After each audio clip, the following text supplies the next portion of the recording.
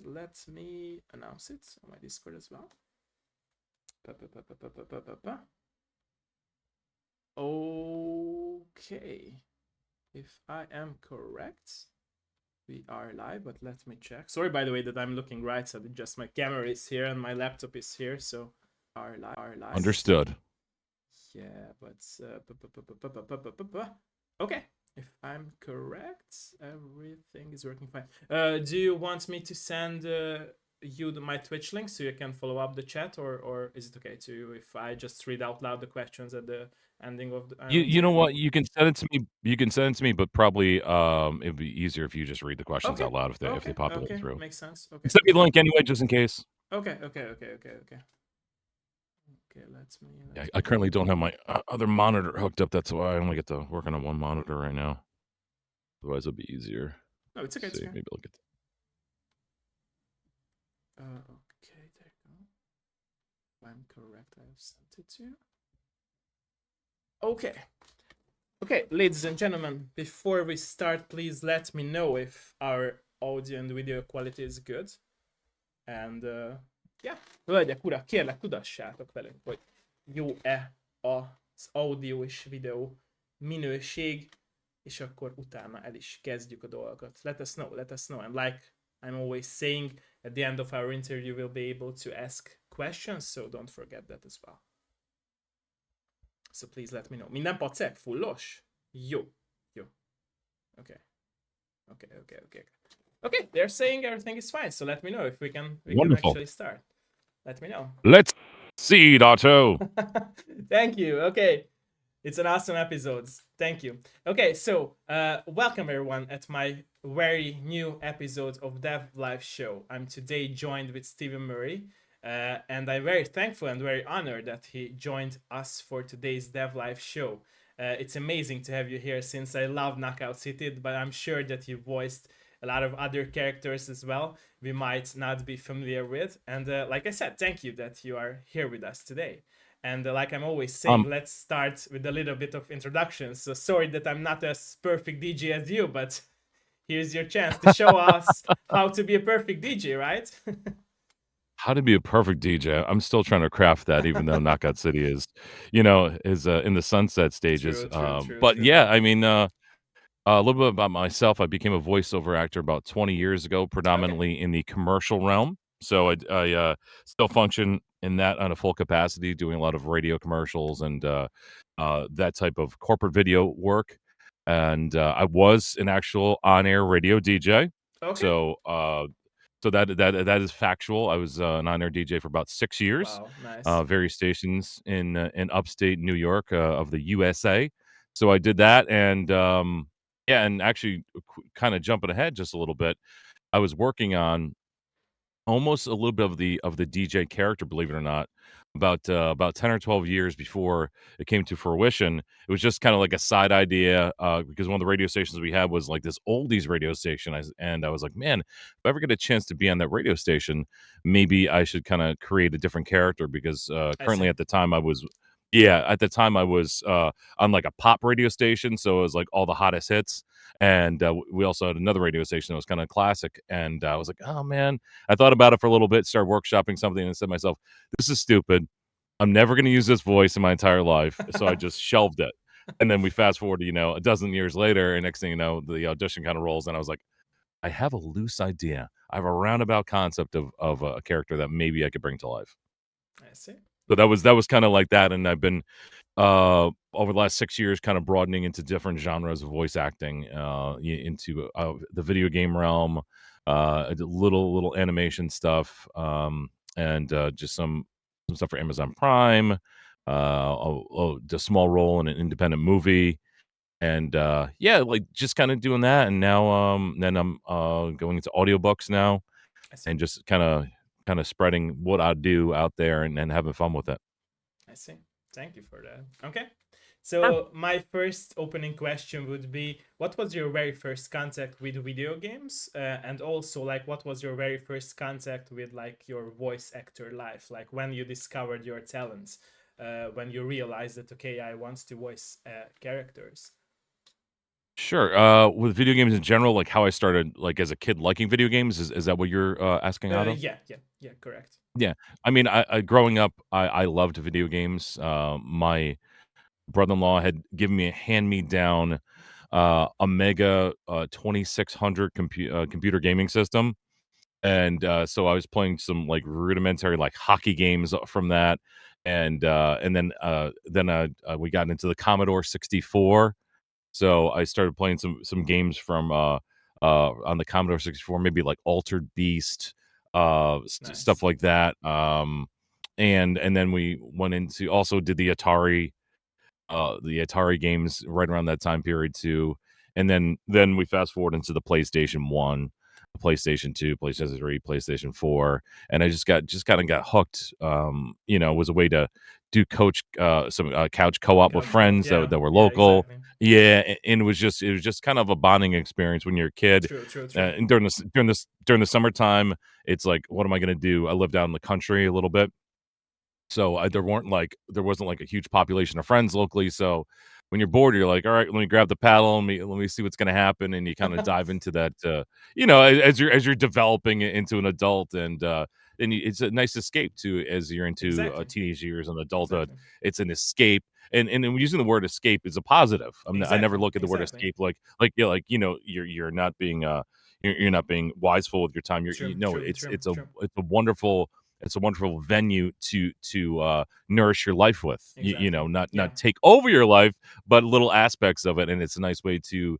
just kind of maintain the balance of True, everyday true, stress true, and life's true. issues, and then also dive in there and maybe cultivate friendships, or if you're just a person like, hey, I'm a solo player, it just those little accomplishments as you're playing it, the achievements you're unlocking, True, the true, boards you're true. finishing, and then from there built onto like, wow, the storyline.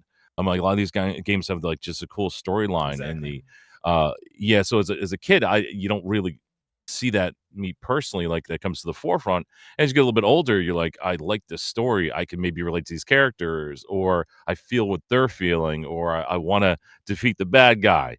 And then you start playing other games that have more layers to them and the storyline, and that's when I became more hooked into the genre of video games because of just the in-depth storyline, the cool characters that you are kind of being for that short amount of time you're playing the game. You are now that character in your own little way. So that's kind of how I got hooked into playing video games, and I think you mentioned how I kind of became a voiceover guy for video games, or into voiceover acting in general. I think that was your follow up, Yeah, correct, yeah, Otto? correct. Yeah, thank you. Yeah.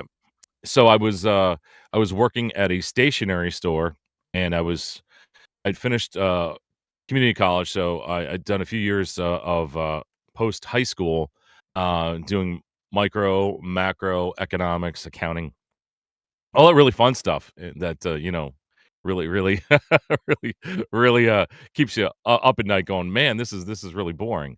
And I took a little bit of time off.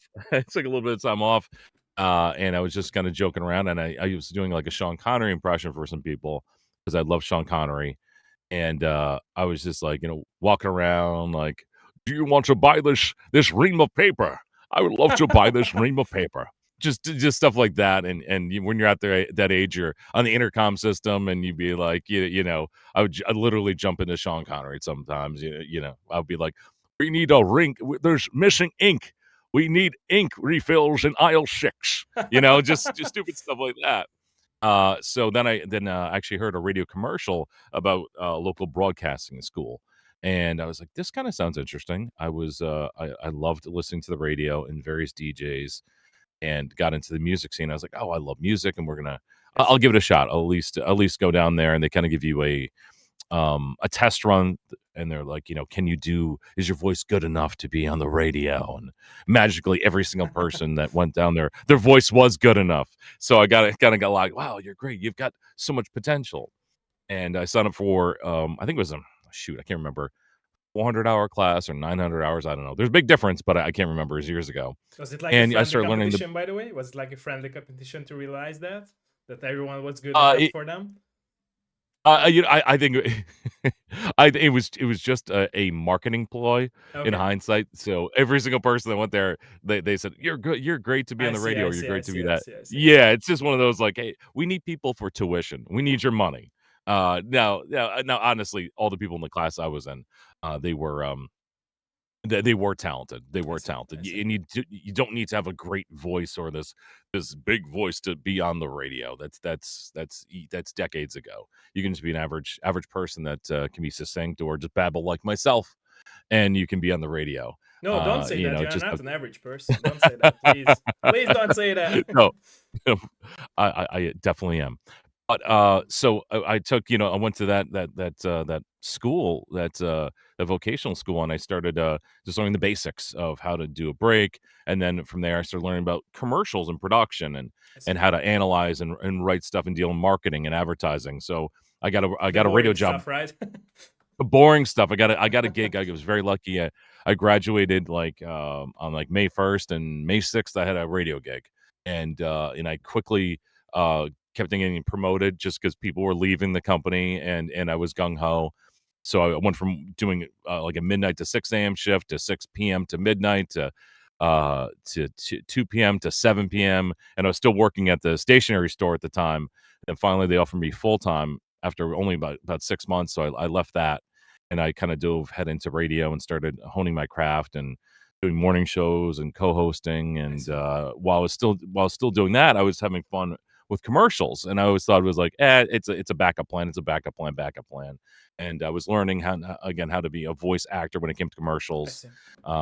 it kinda grew from there, and then I had a pivot point in my career where I wasn't really enthralled with still being on the radio. It was okay, but I was really liking advertising, and I was really liking that aspect, and from a job security standpoint, I was like, "Well, it's better to be a voiceover actor, and you can be with you can work for many clients for your company than be on a radio station where you can possibly get aged out, or the station flips formats to something that, doesn't work with you, I or see. you have different management that comes in." So I kinda just pivoted and went that route, and then started working on, audio editing, and then character development a little bit too as a voiceover actor for commercials.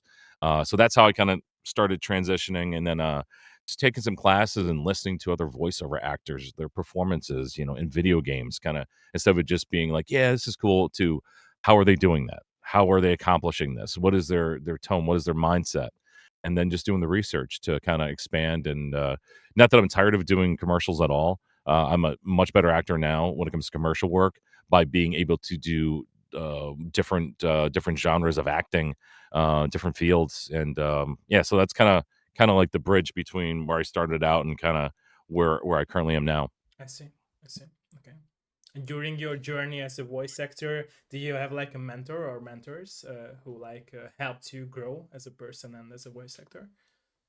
I will tell you that when I first got my first radio job, uh, you're young. You have to have a little bit of an ego when you are in radio, just a little bit, because you have to have that self confidence True, true, that true, true. you can You succeed, can sell your and voice, right? So right, you can sell what you're talking about, you can sell the true, events, true, you can true, true. sell your personality, you can sell that radio station to the listener.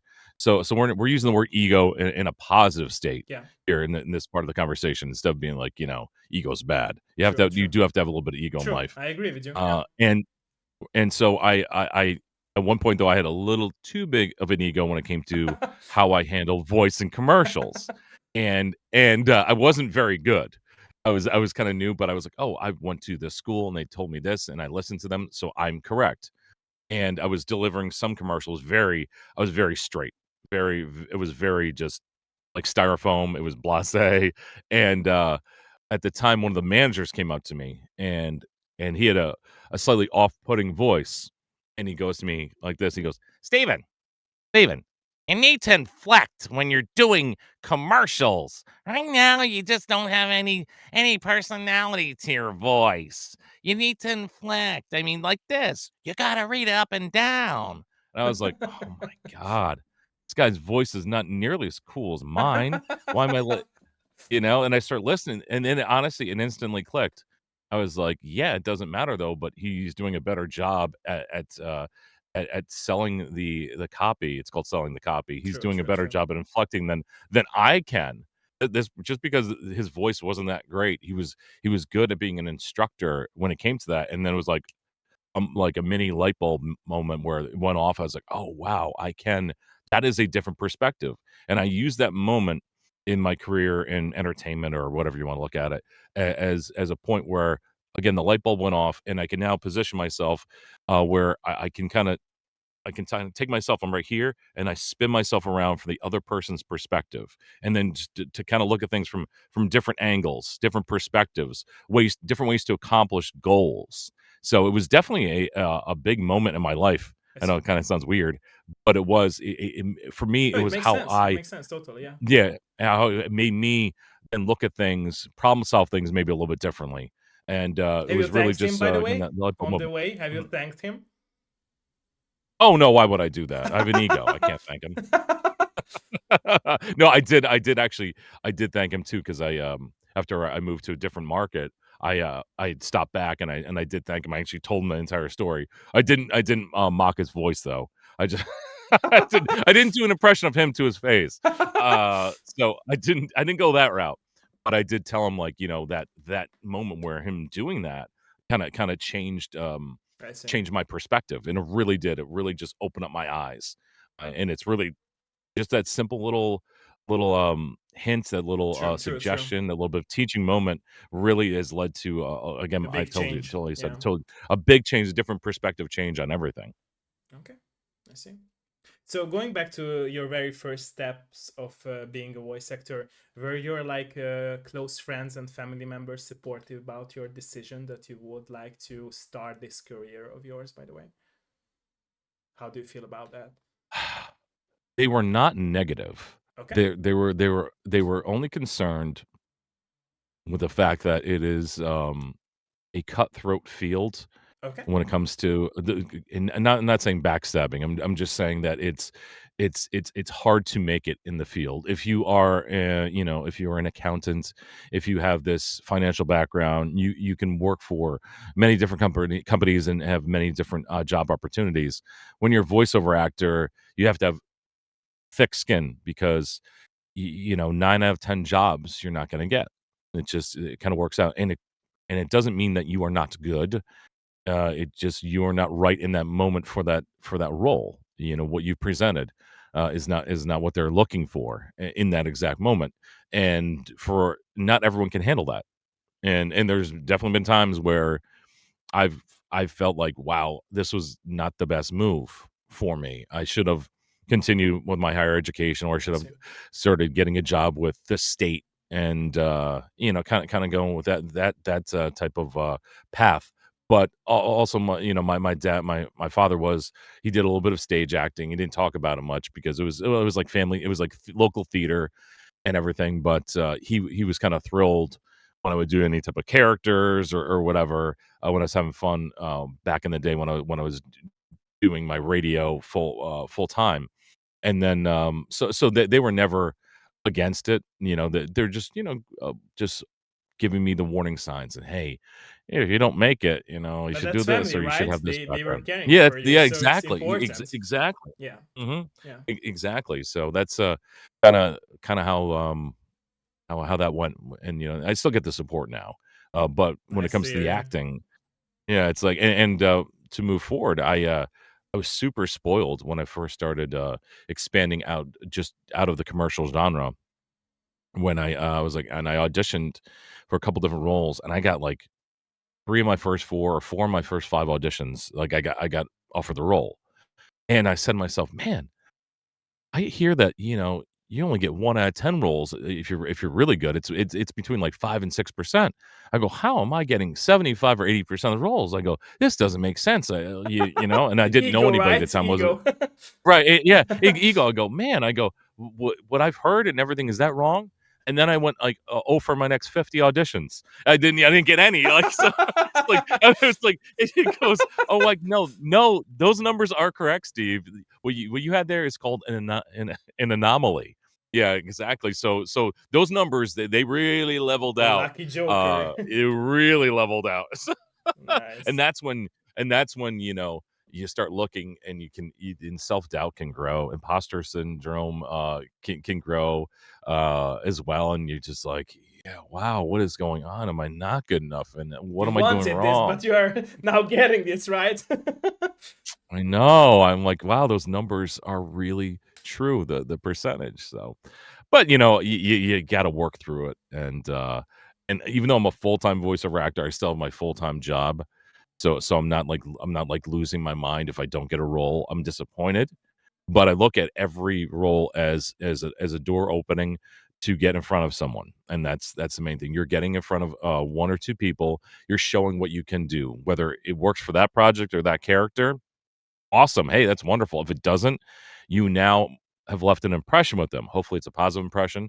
Hopefully, you're showcasing that you have a wide range of acting ability, or that you can present a character in a different way that they didn't think, and then in the back of their mind, or they'll put you on a maybe an internal casting list, a roster. Then moving forward, you'll have another opportunity, and that's all you ever want as a voiceover actor or actor in general is opportunities, and then hopefully some of them hit. At least that's the mindset I use. Other True, people may true. be different. That's their thing. That's my thing. I see. I see. Okay.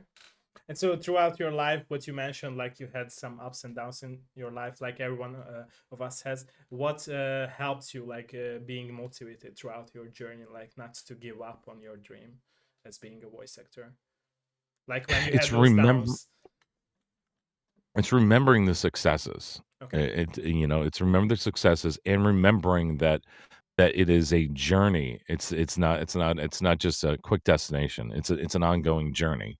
So if you can keep that level headedness, it can help you, and also again remind yourself how far you've come as a voiceover actor, what you've learned, what you're learning, because every one of those auditions too is usually a character that may be in a situation that you're not used to. So now you're kind of like looking at that mindset, and you're maybe adding it to your toolbox for future auditions. Because the more you audition, the more of the acting muscle you're using, and it can help you move forward. It can help you get into characters faster, easier. You're like, oh wait, I auditioned for a character like this a month ago or something like that, and I think that I can kind of get into this kind of this mindset a little bit faster, so it makes you more efficient for your auditions. So that's the way I kind of look at it. But you will get down a little bit, and you're I just see. like, I see. man, what's going on here? What am I doing? Is it the microphone? Do I need to upgrade that? And sometimes there is those aspects where your microphone, True, true, true. your audio Understandable. equipment, Yeah. your room, your studio isn't up to par, up to snuff.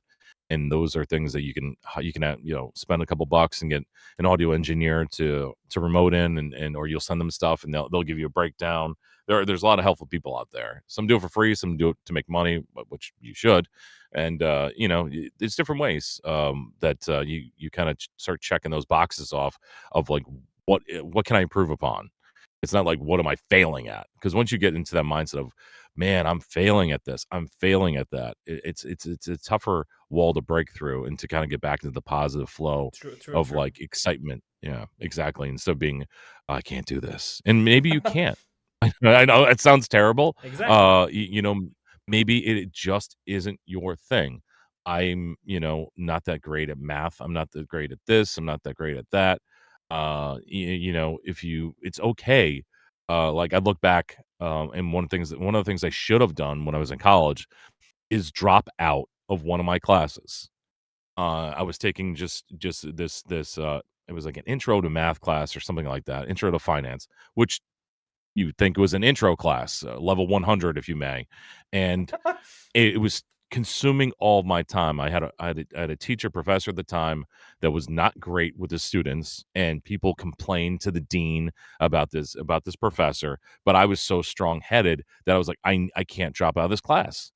I can't drop out. And what happened was it started to bleed into the rest of my life. I see. I had this feeling in me, man, of dread, and then also the amount of time that it consumed for me to do all the work in this class and the research. It sort of started taking away from my other classes, I and see. I spent money for this. I'm spending money for it, but I was kind of pig-headed, arrogant, like I can achieve this. And in reality, it was one of those like, dude, if you dropped out, these other classes, you wouldn't have heard these other classes. And that's kind of like, you're hurting other aspects of your life if you're an aspiring voiceover actor and you're now in this and you're not good you're not learning or you're not achieving or you're getting in your own way. And then other aspects of your life can kind of go down the tubes a little bit or it can be more difficult. And I'm not telling people if they want to be aspiring voiceover actors not go for it, but and that could also be like aspects of voice acting. Okay, if you want to look at it that way. If you're good at a couple different things, great. And then you're trying to get in another niche of acting, and it stinks, or you're not good at it, and you're not good at it. Give it a shot. Always give it a shot. But I'm not going to get on stage and be a stage actor. My God, I can't do stage acting. I can't remember lines. I can't memorize things. So I would not get anything out of that. Some people are great at that stage acting, the physicality of it. I don't have a passion for it, so I I wouldn't see. try that. Or doing Shakespeare, recording an audiobook doing Shakespeare or something like that. Wow, that's next level. I would fail at that. I would fail hard. But if I had a passion for it, then and I didn't succeed at it, man, that can mess you up a little bit. So, but if you can realize that pretty quickly, then it's easier to move on. Uh, you know, I don't know. That's the way I kind of look at those things. I see. Have you always, by the way, had this positive mentality of yours that you like always had a No, future plan for your no, life and not giving up anything? no, no, Okay, no, no, no, man. No, it's it's just I've just it's kind of grown, and then some days I see. it's not like that. Some periods, because life True, true, life gets true, in the way of living. I true. would say this like this line that life gets in the way of living. And there's certain things that are going to slow you down or delay what you want to do with Do your you think like career it's intentional from life to do that with us? you know what, on a higher level it's very possible. I mean, Okay, whatever you're into, if you're into spirituality, you're into just cause and effect, whatever you want to look at the universe. I don't use it as a scapegoat. So, because some people can, and I have, where like, woe is me, or why is the world doing this to me? And instead of like, the world is doing this to me right now. In the future, though, I'm gonna have some good stuff happen. There is that opposite side to it. There I is see. the light at the end of the tunnel. I see. We're all human, so it's okay to kind of ride that roller coaster. It's just you try to smooth out the peaks and valleys of that roller coaster of life as much as possible and being grounded as much as possible. But yeah, True. I can definitely get totally down. It's just like it's realizing in the moment what's going on and taking a beat, taking a breath, and then trying to move forward as fast as possible. True. True. I'm not True. saying jump here and jump there, but that's kind of how I've approached it, and especially over like the last 10 years and since COVID as well. It's that because that mindset, because when COVID first hit in 2020, it was just so the unknown factor, the fear of the unknown. Unknown leads to fear. It's just kind of a natural reaction, and True. and True. that was kind of one of those things. So we're all allowed to have that in our life, and it just kind of maintaining it, realizing it in the moment, and then kinda shifting out of it if possible, or just trying to get through it. I guess that's the proper way. Yeah. As I kinda just go off on a long tangent of nothing. Exactly. Wait for it, Just I'm right? just I'm just babbling, no, but that's kinda how I view No, I things agree with you now. totally. Yeah. Yeah. Yeah, it helps me personally. I don't give advice out too much. I always say, what works best for you may not work best for me, Exactly. but it's if you can find the way to realize, the situation you're in and just ways to improve upon it. Like I said earlier, look at things through a different perspective, which I gained through that, working in radio, and Small that click. Yeah. manager told me, yeah, exactly, the small click. And if you can recognize the situation, man, it can really help you out. True. True. True. True.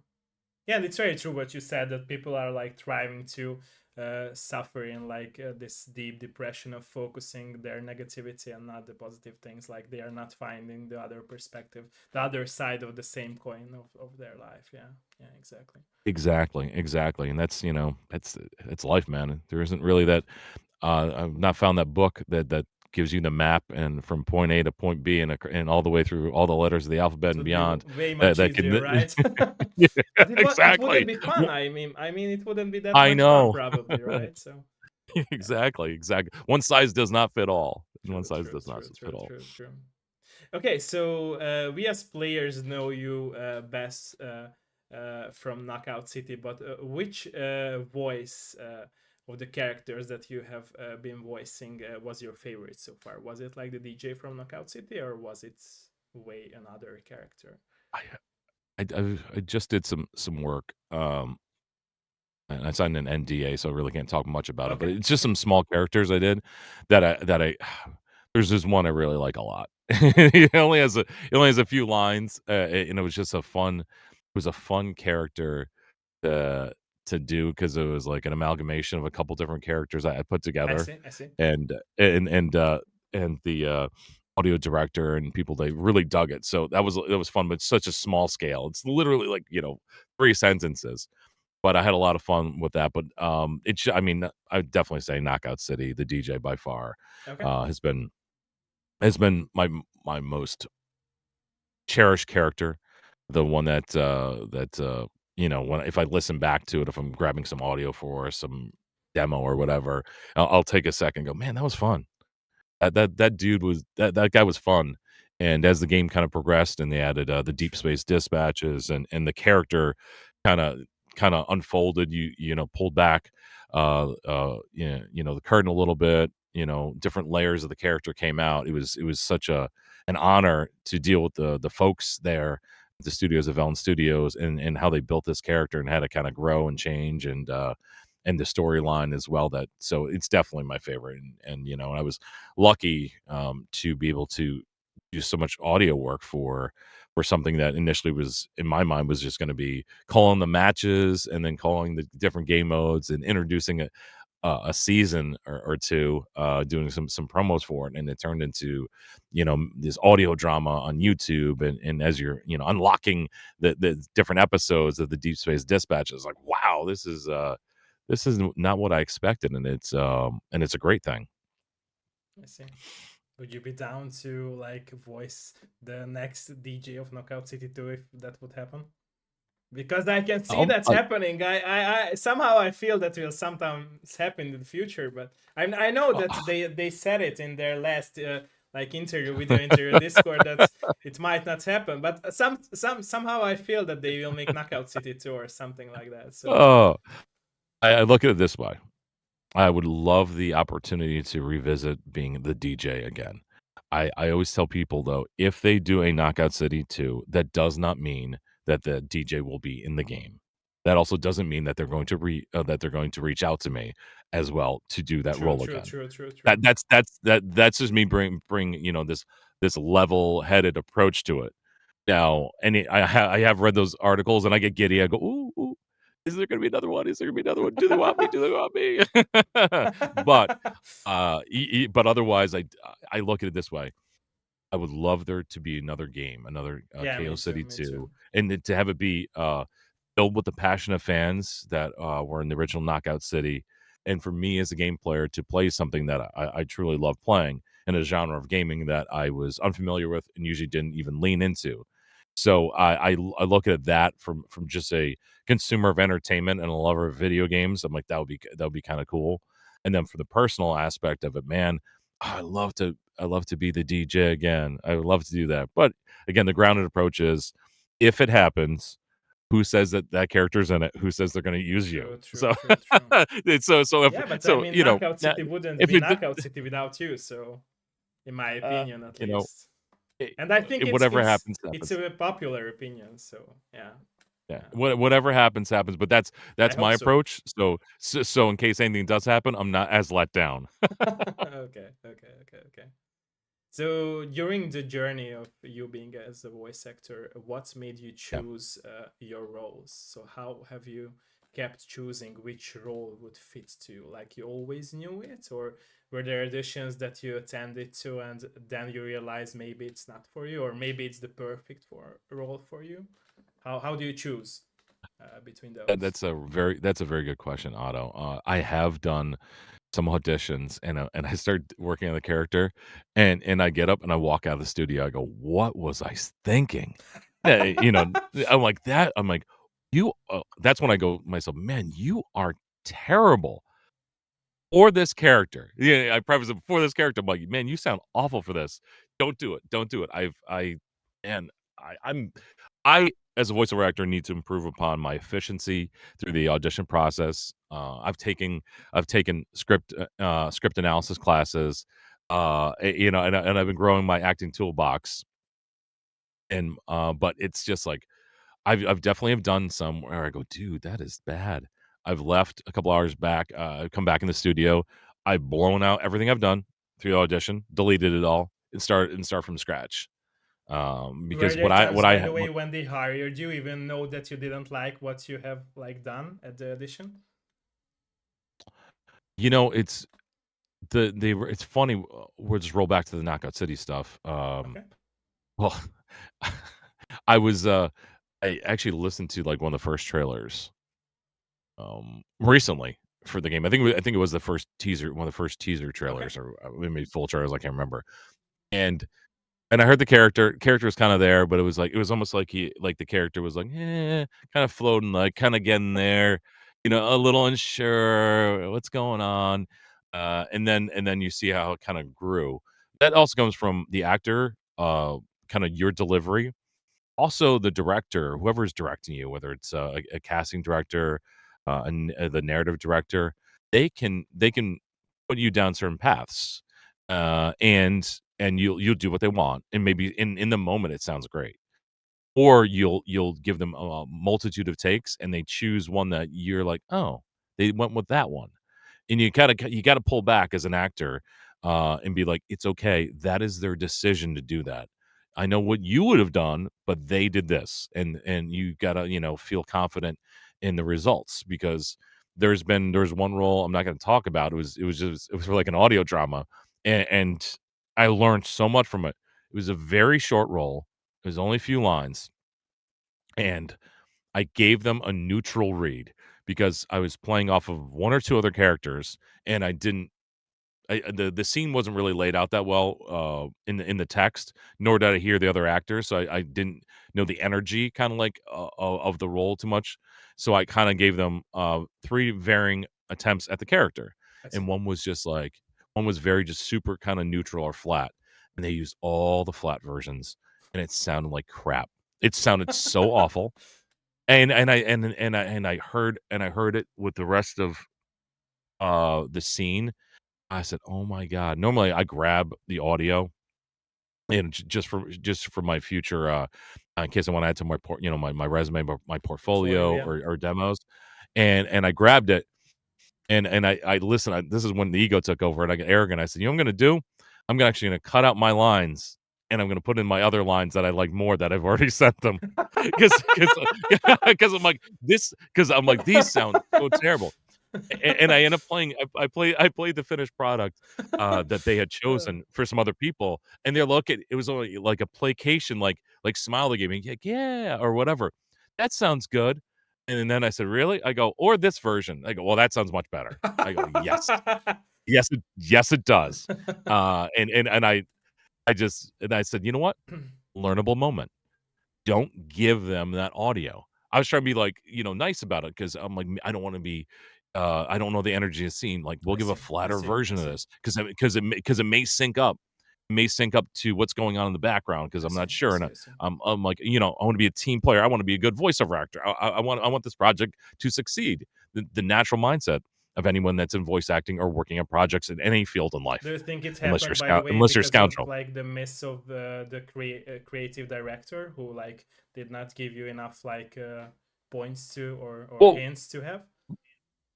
Well, I'm gonna say I did give them options, so Okay. because it Okay. wasn't a live direction. What this particular project was not a live directed, project, so it's like, you're just like, "Here are some variations." I see. I You see. I usually see. give them 3, yeah.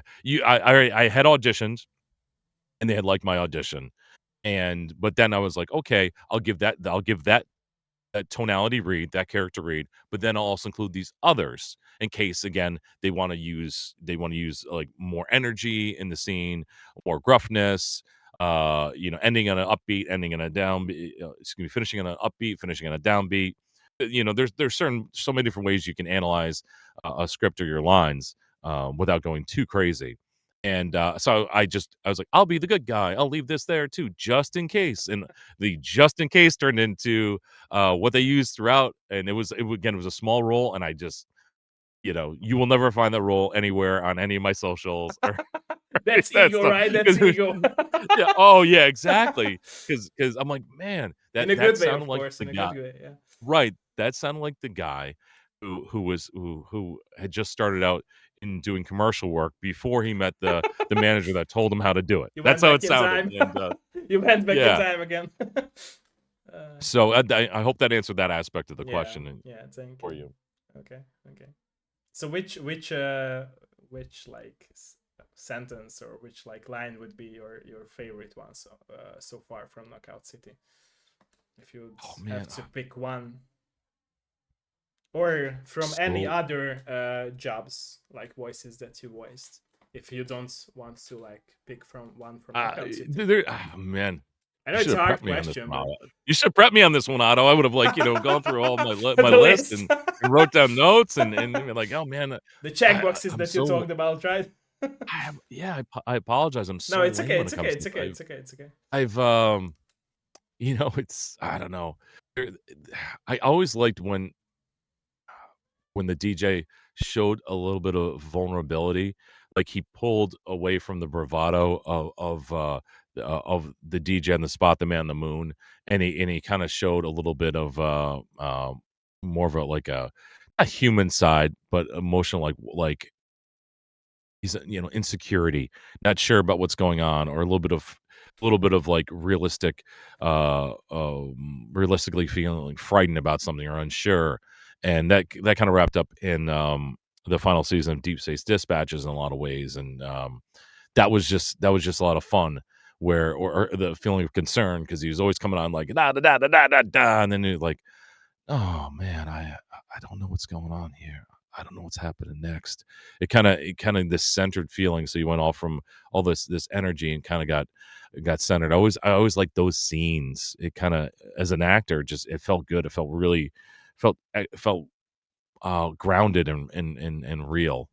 So I always try to portray that there were multiple layers to the character, and the narrative director always he kind of opened up the character in future seasons and those deep space dispatches to have certain fun personality, but man, he can also sometimes like look back and go, wow, what is going on here?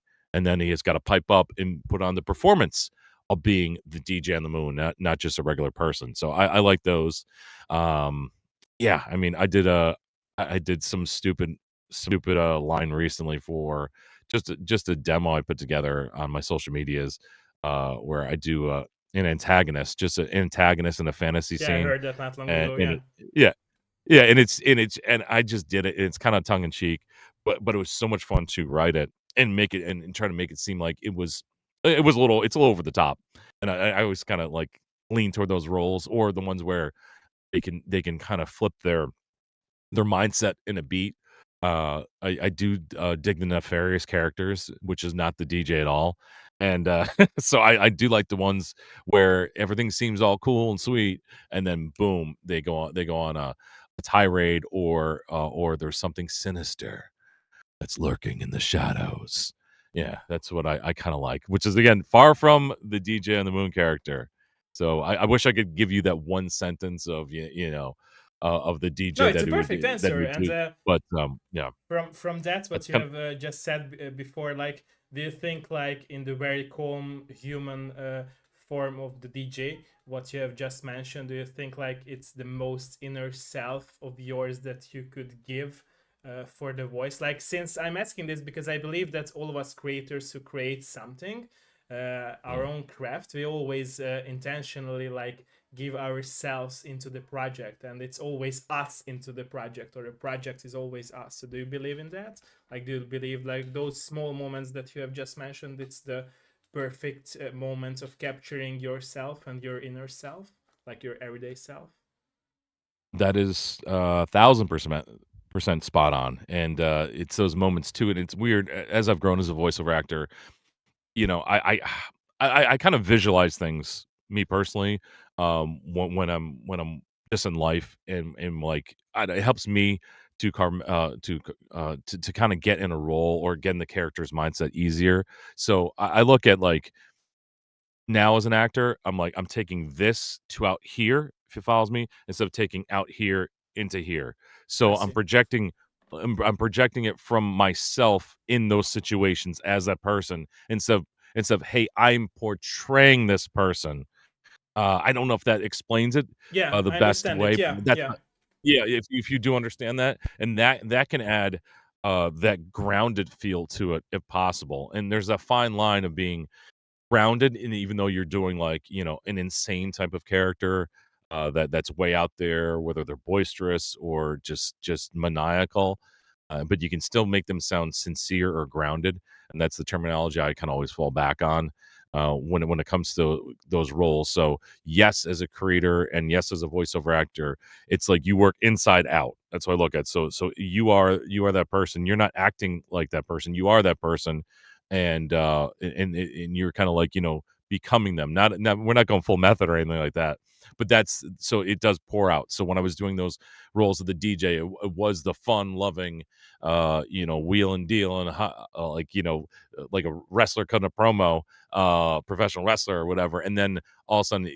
he goes backstage and he's just Frank or whatever it is. He comes from this outlandish out there personality, attracting all these people. Then when he goes backstage, he's just himself, and that's what the DJ in certain scenes became. He's just, man, I am concerned, I am fearful, I do care about this person, but I can't show that right now, so I gotta I gotta bury that. yeah.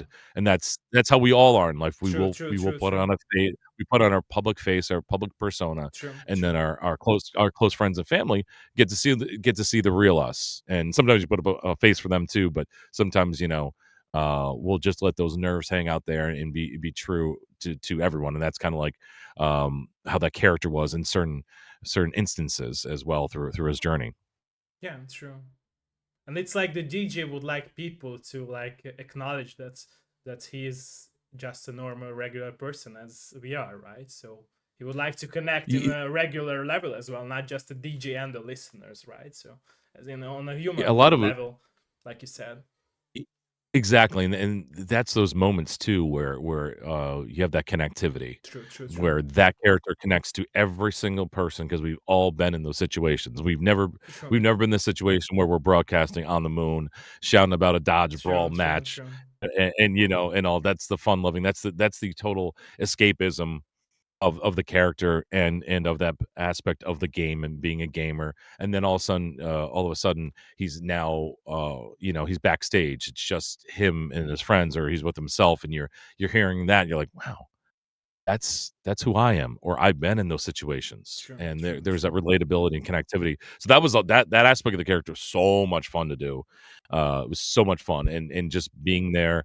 And it is a little internally frightening when you're doing that, when you're performing that, and in front of, you know, 2 to 6 different, directors at the time, or multiple people in a room, because you are just kinda, pulling off those layers, and you're kinda showing a vulnerability, and that's I see. that's another part of the live direction aspect of being a voice actor, whether you're in person in the studio or you're getting, you're a remote actor and you're still being live directed. Yeah, those people are there, and you gotta get over that, if that is a little bit of a Was it fear hard or to learn phobia, and that, it's by the all. way? Was it hard to learn that? I I honestly only had one situation where I was nervous Okay, about that, okay, and it was season 1 of Knockout City, and I was doing a trailer, maybe in the first trailer, or no, it was not the first trailer. It was not the first, maybe season 2 of Knockout, whatever. So it was early on in the game's life, and I was on a Zoom call with 8 or 9 different producers and directors. Okay, that's a lot. Eh, it's a lot. So and I was having some tech issues. For some reason, I was doing it remotely in my home studio, and it was either end of 2020 or early 2021, and, my Zoom was acting up, something was going on.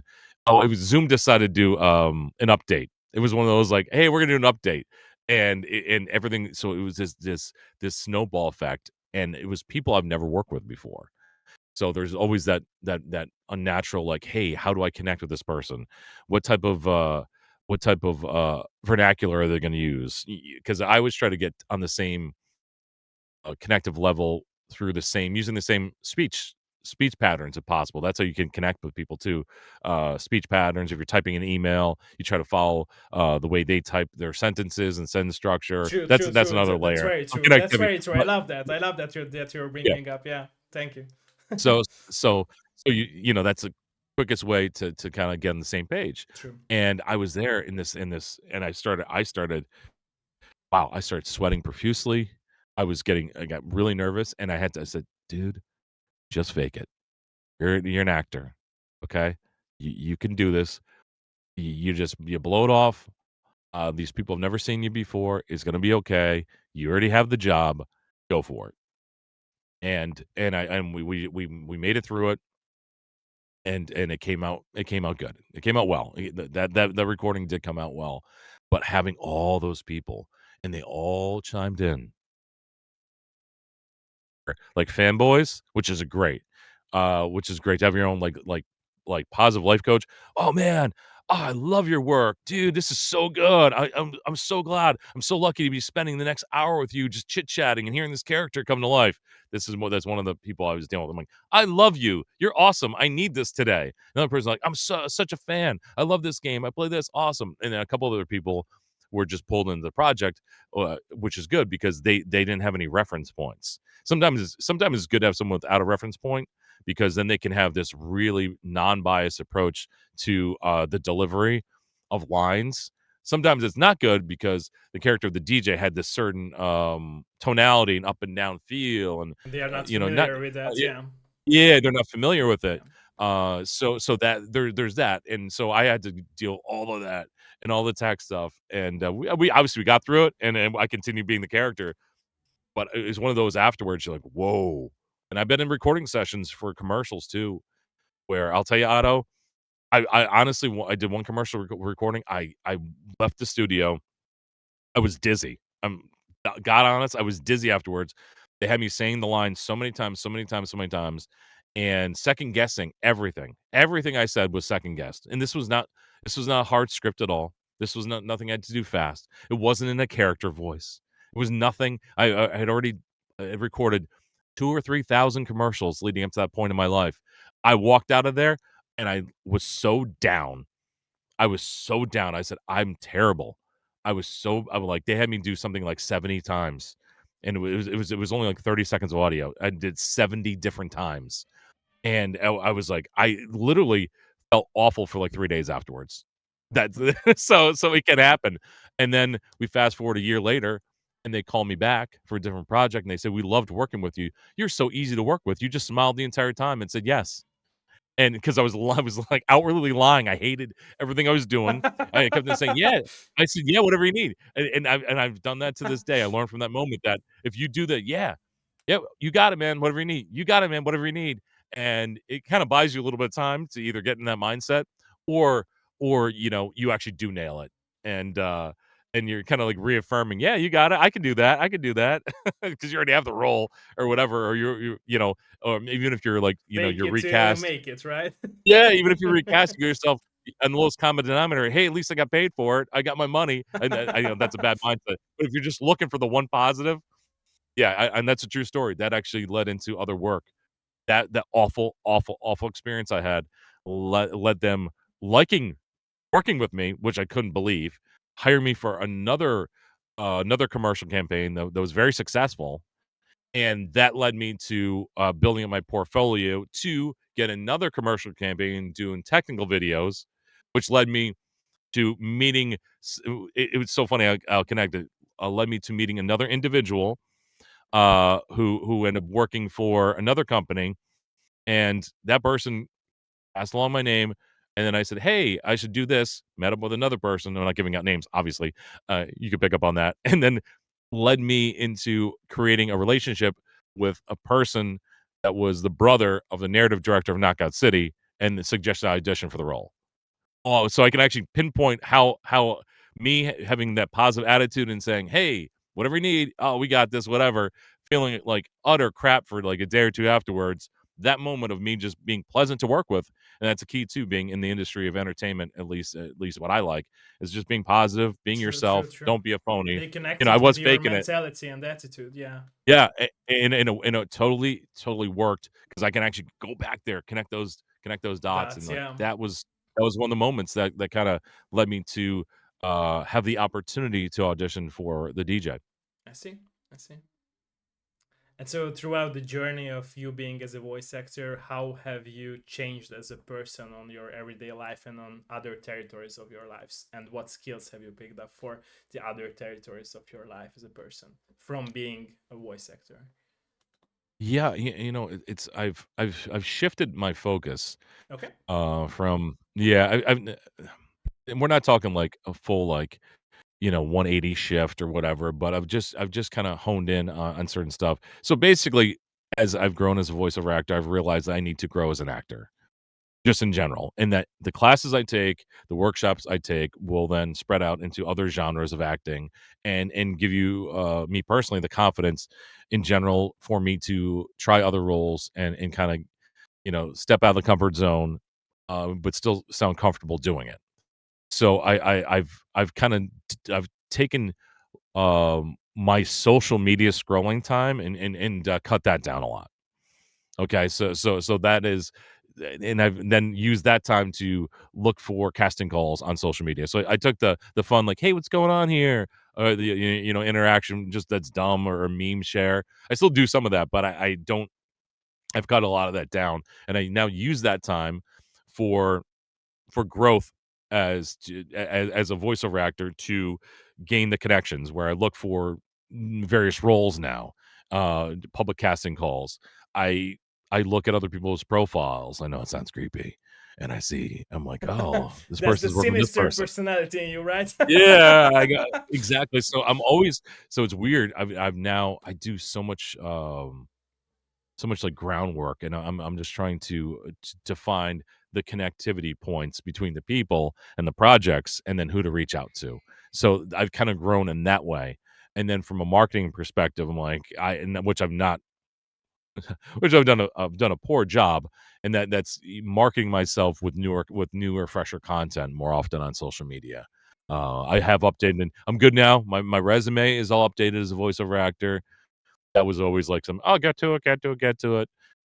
So that's up to date when it comes to that. But that's kind of like some of the stuff that I've been latching onto uh to grow. But I've definitely taken more workshops over like the last year and a half than I've taken, and I found it very useful. You get to you first of all, you get to hear perspectives from casting directors, other actors that have done jobs that you haven't, that have been in situations that you haven't, and then they bring out of you things that you haven't done before. They reinforce positives. They point out stuff you can work on, which is wonderful. And then you just take then you take that information, you type it out right afterwards before you forget it, and then you also try to connect with the people in the classes. I was lucky; I took one class, and one of the other actors or a casting director, I think they were just auditing the class, so they're just watching it, and they reached out to me afterwards via social media to have a private casting for a project, which I thought was the most flattering thing that has ever happened to me as a voice actor.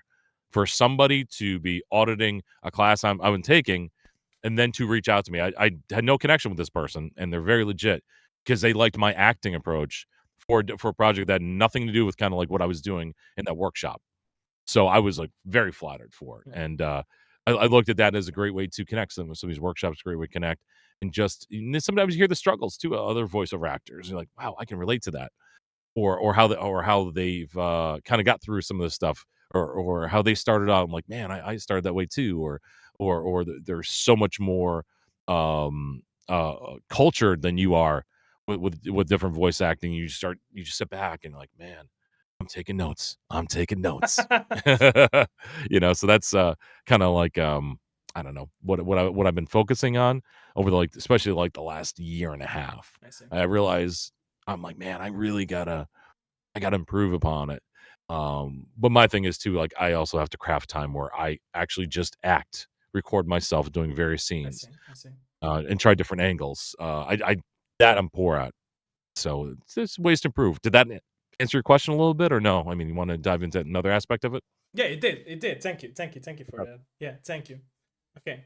And what projects could you like imagine for yourself for your future? Like, would it be like video It, games or like short series or even movies? I mean, definitely nothing, nothing live action. uh, Nothing where I am physically on camera having to move and memorize. That is my biggest fear. Okay. I do love the video game genre. I love the animation aspects. I love the character. I would love to portray just an evil character. I just want to be evil all the time. Is that so wrong, Otto? No, no, Is it's that not. It's wrong? not. It's not. We No, all are evil in some way, right? no, So I no, no. I just no, we I like are. to We have are. fun We too. are. We are. We I are. I do It's okay. like that. Those type of characters, whether they are grounded or a little more over the top. I like to do that, and I like the aspect of trying to make this slightly over the top character sound natural and not sound phony. And that's a line that I'm learning as a voiceover actor, and I'm trying not to cross, and it's fun for me. That's the fun thing. I'm like, I'm learning this. I'm trying this aspect where I listen back, I'm like, does that sound real? Does that sound too over the top? Does it sound like, no, that sounds authentic. That person is that person. So that's fun, man. You probably hear me right now. I'm getting excited about doing that, and Yeah, that's kind of like the I drive love I it. have as a voiceover actor. Is to make every single one of the characters I audition for or I'm the role of make them sound real. I don't do that enough. I do it sometimes, but it's just a process of growing, and that's why I look at it. I've been doing this for a while, but I've only been diving into these genres of acting over like the last 5.5, 6 years, and really more focused over the last two plus years. So I'm kind of new when it comes to that. That's the way I look at it. So there's plenty of room for growth. Plenty of room for growth. I see. Yeah, it's interesting that you said this evil like role because I think that it's very interesting always to, especially for me as a player and a person who loves to hear stories from different like creations, even if it's a game or a movie or a comic book or a book, to see behind the curtain and see the motivation of the evil character, right? The main boss of the Y- game, if we could say so. Like Yeah, it's sometimes it's way more interesting to see behind the curtain as from like the perspective of an evil character than a good side, like the main character, the good guy, in my opinion. yeah. The protagonist and the Yeah, antagonist, if you and want to you go in could those. deliver Yeah, there that grounded like very like normal person approach for that character as well, right? When he like he's not that evil character, but like he's at his normal day and he has his struggles and his motivation why he became evil. Yeah, those I mean, those are super well-rounded characters and with Yeah, their character arc and story arc, true, and true, true, true. if time permitting, that's great when uh, the uh, the creative writer of that is allowed to do that or it makes sense. Sometimes everything is just shortened for consumption or how the storyline works. Exactly, But exactly. I I one of my favorite things I did, and it's not too long. I think it's like 3.5 minutes long, and it's on my YouTube channel. Check it out, and it's called "The Spider and the Fly," Okay, and it's an old like folktale slash poem, in 1700s, 1800s, I think it was, and I vaguely remember it hearing it eons ago, and I think I did it for last Halloween, and I just did give this kind of soft tone approach to the story of the spider and the fly, and but there's a little bit of evil to it, a little bit nefarious to it, but I don't. But the character that I'm voicing isn't like that. It's like, oh, walking, come into my parlor, said the spider to the fly. So I have this kind of like this approach to it that people liked. I'm not tooting my own horn. If they didn't like it, I wouldn't bring it up at all. But and he's kind of like he's trying to have this feeling where the fly is going to come into his parlor, basically his web. He's trying to get the flies the food, and he's painting this beautiful picture of what happens when you come close to him, and he's just feeding into the ego and the hubris of the fly, and it's a very interesting approach. It's super well written, and I'm just the character of the spider, or the narrator, kind of portraying the character of the spider and trying to lure this fly into his web. And I loved it. I love the way it was written. So I said, I'm going to do this for Halloween. I'm just going to read it. I'm going to put some music behind it, and just some simple graphics, make a quick little video up there. So it was definitely a fun, super fun character to do. And there's not a bunch of layers to it, I should say, but it was just fun. There's certain characters like that I will gravitate to, but I won't do. I don't feel comfortable doing like meekish characters, I see. fumbling, bumbling characters. I see. I so it's so like if I guess that's like uh if I had to do something, I would have a lot of personal anxiety to do that. I I would see. second guess. I would super second guess. So I mean, those question you asked me like 20 minutes ago, and that's a character I would not go for at I all. see. I, I I see. you know, and honestly, people that pull those characters off, I am amazed. I will sit back and go, how did you do that and make it sound so real or so wonderful? I can't wrap my head around it. I just can't. I just can't do it. I mean, if I had to, give me like 3 hours, I could, give you something for like 20 seconds or something like that. But it'd be torturous for me to do it. But it's just like you said that sometimes you have to take a step back and realize it's not for you, right? So Exactly. And maybe it'll be for me down the road. Who knows? true, But true. I'm Maybe definitely not later. gonna. Yeah.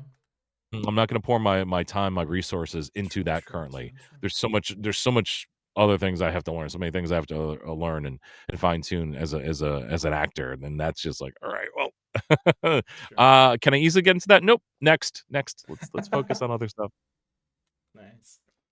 Okay, so I realized from what you have said and also like watching your YouTube videos uh, that you have a love for poems. And since I have a love for poems and I have written many poems in throughout my life, Oh, I would like to ask you that where the love for poems comes from your life. as a tortured adolescent boy, I would write down poetry about never finding the love of my life. Uh, Is it true? Or honestly, yeah, I will be vulnerable in this moment in time, Otto. Yes, I did write down, those tortured, I appreciate y that. I appreciate 13, that. 14, 15 years I old, appreciate and that. you're not finding. Yeah, I definitely had those writings. Do you have It was it? it was it was an I don't think so. Oh I don't no. know. I would I love to don't hear oh, that. man. Let me know if you find Oh, it. I know. I was written like in like a composition notebook. I know it was Okay. like, pen to paper. It was so it may be lost to the sands of time. I don't know. But it was definitely one of those where me personally, it was a nice outlet for the teen angst and what's going on, and as you're changing, and you feel like alone, you feel lonely, and there's no I one see. there, and I'm not doing what was me or any of that stuff, but it was a nice outlet. So I started doing a lot of writing, and then I worried too, because I started doing creative writing, eighth, ninth grade or something like that, seventh, ninth grade, and I had a teacher at the time was like, "You should pursue some of this. This is kind of you have a knack for it." And I had this wall that popped up. I said, "I should do this." And they're like, "Well, you should read this person, read that person." And I had this fear that came over me that I would steal their writing style or their concepts, and I didn't wanna become a person that did that, that It's that I not would true in steal my from opinion. somebody. It's not true in my opinion. Well When I started to write things, I had that the same, but then I realized that if you like being able to avoid in some way, like in my opinion, the best way to avoid it is like trying to focus on your own thoughts and put it in like and mhm, trying to find your own style, and it works. Like it worked for me because I mixed, for example, for me when I wrote poems, I always wrote poems by mixing like very old school Hungarian language with very new Okay. school jokes, and it came out to be me. So I think that's how you like find yourself as a voice actor. I think it would be working out fine for you to find your inner self as writing poems or books. And I think your teacher was right about it, because if you had around that time the love for it, and you still have, right? So you are making videos about it. In my opinion, it's like I'm always saying, my dev life video interviews are therapy sessions, not just for me but for my guests. So your homework will be after this video interview to make it happen, and to realize that you might be good at it and might find your inner Where self were yet you again. Otto, where were you when I was in 8th grade? I needed you when I was in 8th and ninth grade, I maybe okay? wasn't even like born. If you just Sorry told for me that, I'd that. be like I just would have been like, "Yes, But now I've I'm got telling this." you, it's not too late, right? So I'm Right. telling you, and I it's you real. know It's real, because I love your love for poems and for poetry, and I think it's important because it really connects with your inner self, in my opinion, and also voice Stephen acting King as who? well. Stephen King who? Stephen Murray, that's the one we know. I could have done that. I The could have been shift, that right? What type you have been talking of about. shift, seismic shift I could have had. No, I Yeah. appreciate that, and, you're right too. I do look back on it, and I'm like, "Dude, Yeah, I can tell. I that can woulda, tell from coulda, your shoulda." videos But that you yeah, you're love like, it. Yeah, "Oh, yeah. you could have done that. You I'm could have good in done that." analyzing Uh people, so watch out for I that. know. Oh, I know. Well, now I do That's the write. ego in I me. do write. I do write, quite a bit, but it's all commercial based stuff. So I I see. do still I see. write, and so I'm still marketing now and that type of target demographics, all that stuff. I see. Super boring, but that's so I do write like that. And unfortunately, a lot of times it does not call for the extra creative aspects of my life to be in those type of situations. I did do one commercial recently, which was a blast, and I had carte blanche for it, and it was basically like a Field of Terrors commercial. So you're telling about like a haunted like corn maze and some other stuff. So I had a lot of fun creating the character voice and in the sound design and in writing it. So, but those are few and far between. I'm like, that's my passion. So I've not thought of. I want to do another video for this Halloween season, which is we're right around the corner, and I've not picked what I'm gonna do yet. I was going through some Brothers Grimm writings 2 weekends ago. I think I had a little bit of time, and I was like, I wanted to create something that's not too long because I am doing what I do. I did The Raven from Edgar Allan Poe like 3 or 4 years ago, and that's 10 minutes long. And I try to do it from a perspective of uh, giving a little bit, not an over the top performance, but a little bit of zest to it. Because all the classics that I've heard, they're very straightforward and they sound fantastic. I tried to act it out a little bit more, which what hit or miss. It is what it is. Some people like it, some people don't like it at all. But I was like, it was a huge project because I just added some type of graphic design to it or whatever I did. So there's some moving pictures and some static images, but that took so long. So I invested like 40 hours or something like that in this 10-minute video. So I'm looking for something that's a little more compressed when it comes to time I'm going to spend, but I You definitely should want to make do a poem something. about an evil character, right? And voice him. I don't know if I don't know if I had the time or the gumption to create an original bit of work for myself. I was just trying to But I repurpose a can tell classic that you would or love to, right? So yeah, I know it's weird though. I mean, I know that it's harder now for me to be a creative writer than I was when I was younger because I've now trained myself just through the commercial stuff I see. and I see.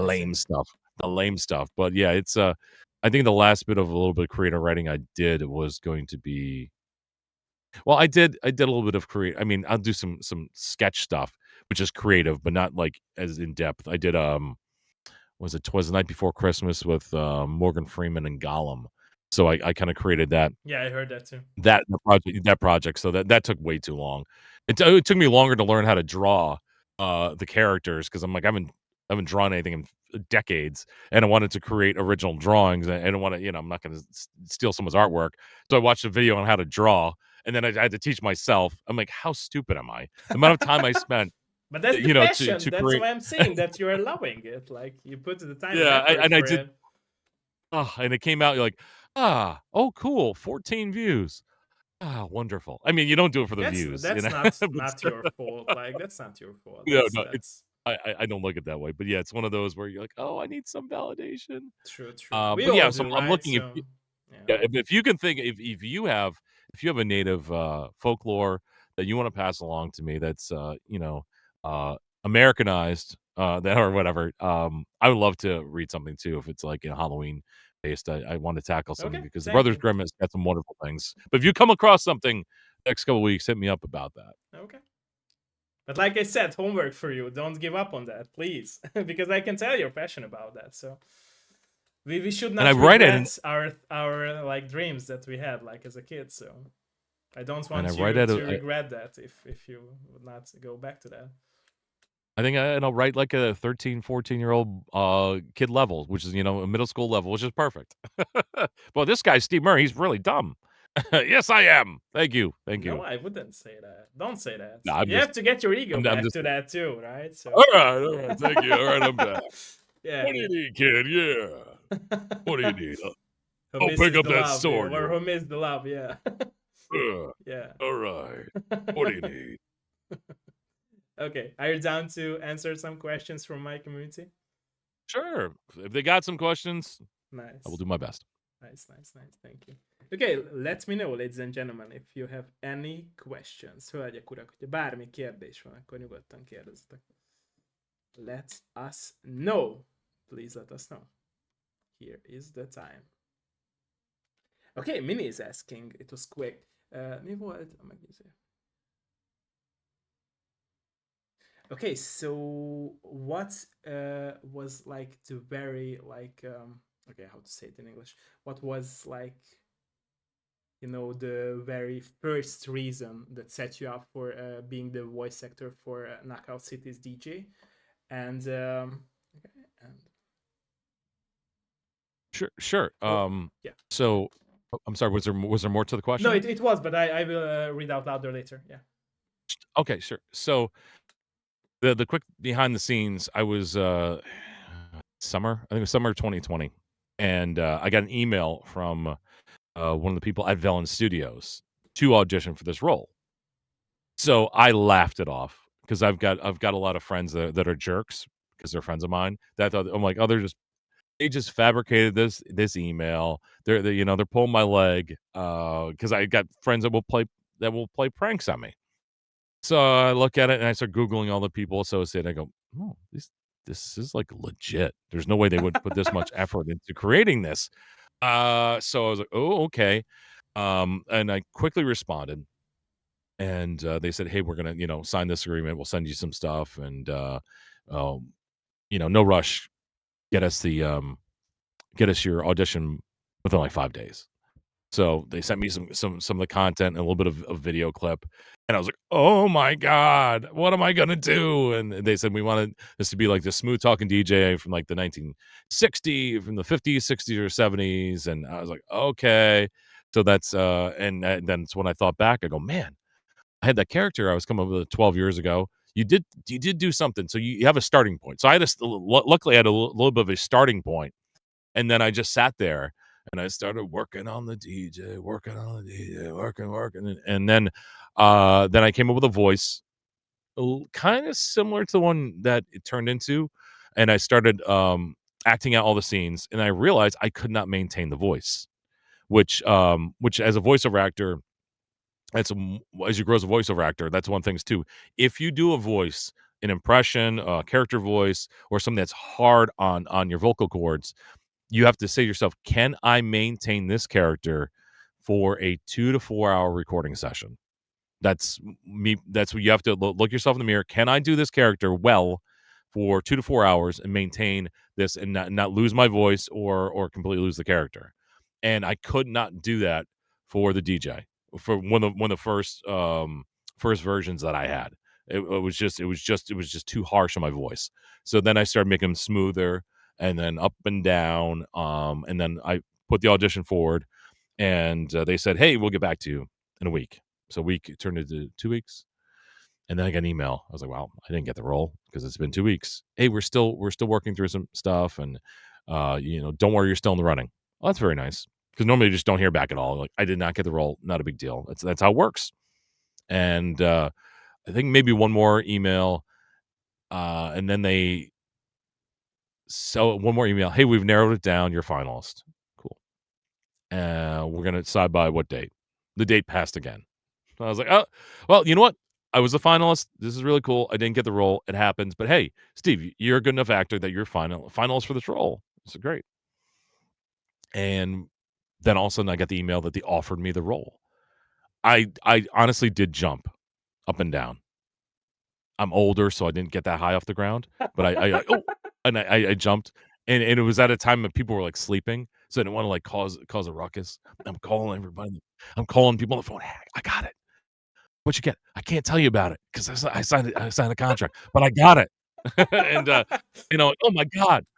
And I was kinda naive on that aspect of entertainment and when it came to voiceover acting for video games, for some reason, I had in my head that I got this game, it's only gonna be played in North America, and I'm like, yeah, and I'm like, not a lot of people have access to it because also they didn't tell me the scope of like the overall concept because why would they? I'm just auditioning for the role, True, true, true. and then they set up a time and we started.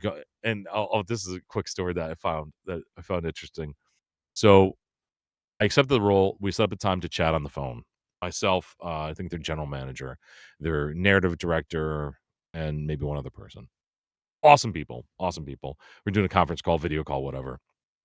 And they tell me, they go, Steven, we really like what we heard from you. We're going to be very honest. You did not nail the role. And I was like, wait, I did not nail the role. Why are you? This is, quickly what went through my head. But we are very confident that we'll be able to direct you into what we were looking for because you're right there. I said to myself, I love these people because they were super honest with me. True, They were true, super true, honest, true, true, to the point where I was taken aback by it, true. and but then instilling the confidence that, "Oh, we'll get you there." So Did that that's hurt your kinda ego, hopefully by the way, answered. back then?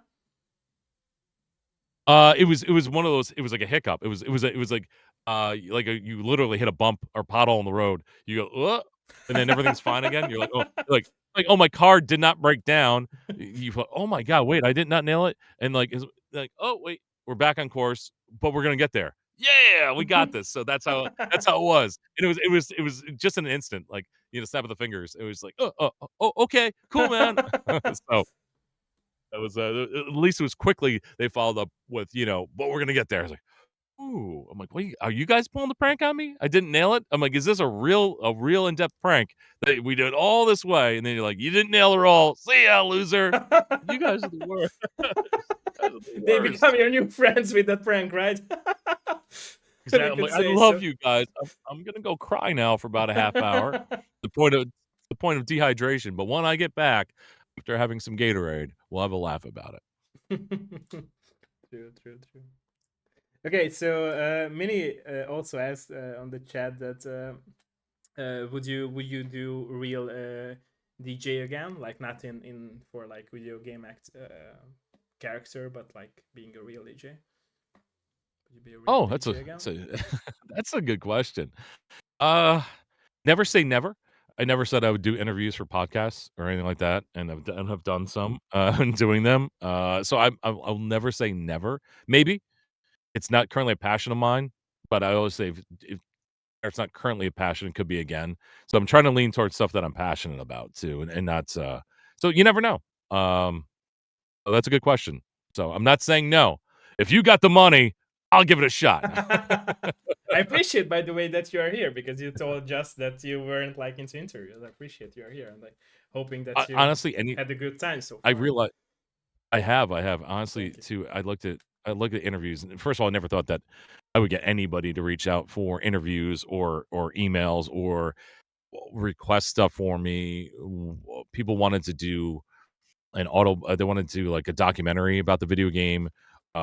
This was like the first 3 weeks it came out. I had a company approaching me about it, They sent me an email. I mean, it was very I was blown away. I go, "Wow, I've never been in that situation." And then I kinda go back to it. I then put myself in their shoes for a little bit, the other perspective, and also being gamer, like, I would want this person, if I like their work and I wanted to chat True. with them or whatever, to spend the time. And I True. said, "So why am I gonna say no to it? Why am I gonna" if you love this game, you love the character, it brought you happiness in your life, some peacefulness, some joy in your life, some new connections, the least I can do is spend a little bit of time, and give back, True. because I True. appreciate that. Because again, if I was, those people, I would like the other person to reciprocate that. So I like to make people happy, make 'em feel good, and, I enjoy doing this too.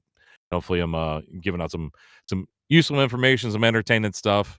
You're So a yeah, great person, and I think that's that's such a oh, nice thank of you you. so much. So yeah, yeah. Thank you. Thank you so much. Okay, so Mini is also asking a question. So, what were your thoughts when they turned down the official servers and there were like only just private servers for the game? How you felt about that, or what were your feelings about that? I mean, they called me up, to to chat over the phone about it, and I knew that I got an email, and I was like, "Oh, this is odd." I was like, I thought either A, that they were gonna go in a different direction and kind of remove my character from the game.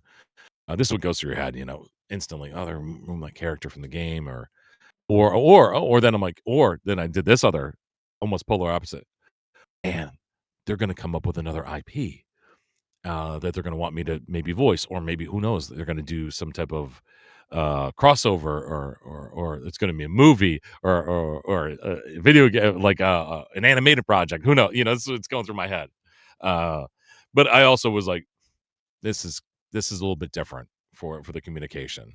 And then they told me that that it's just not sustainable. When that happened, I was like, oh no. I love doing the character.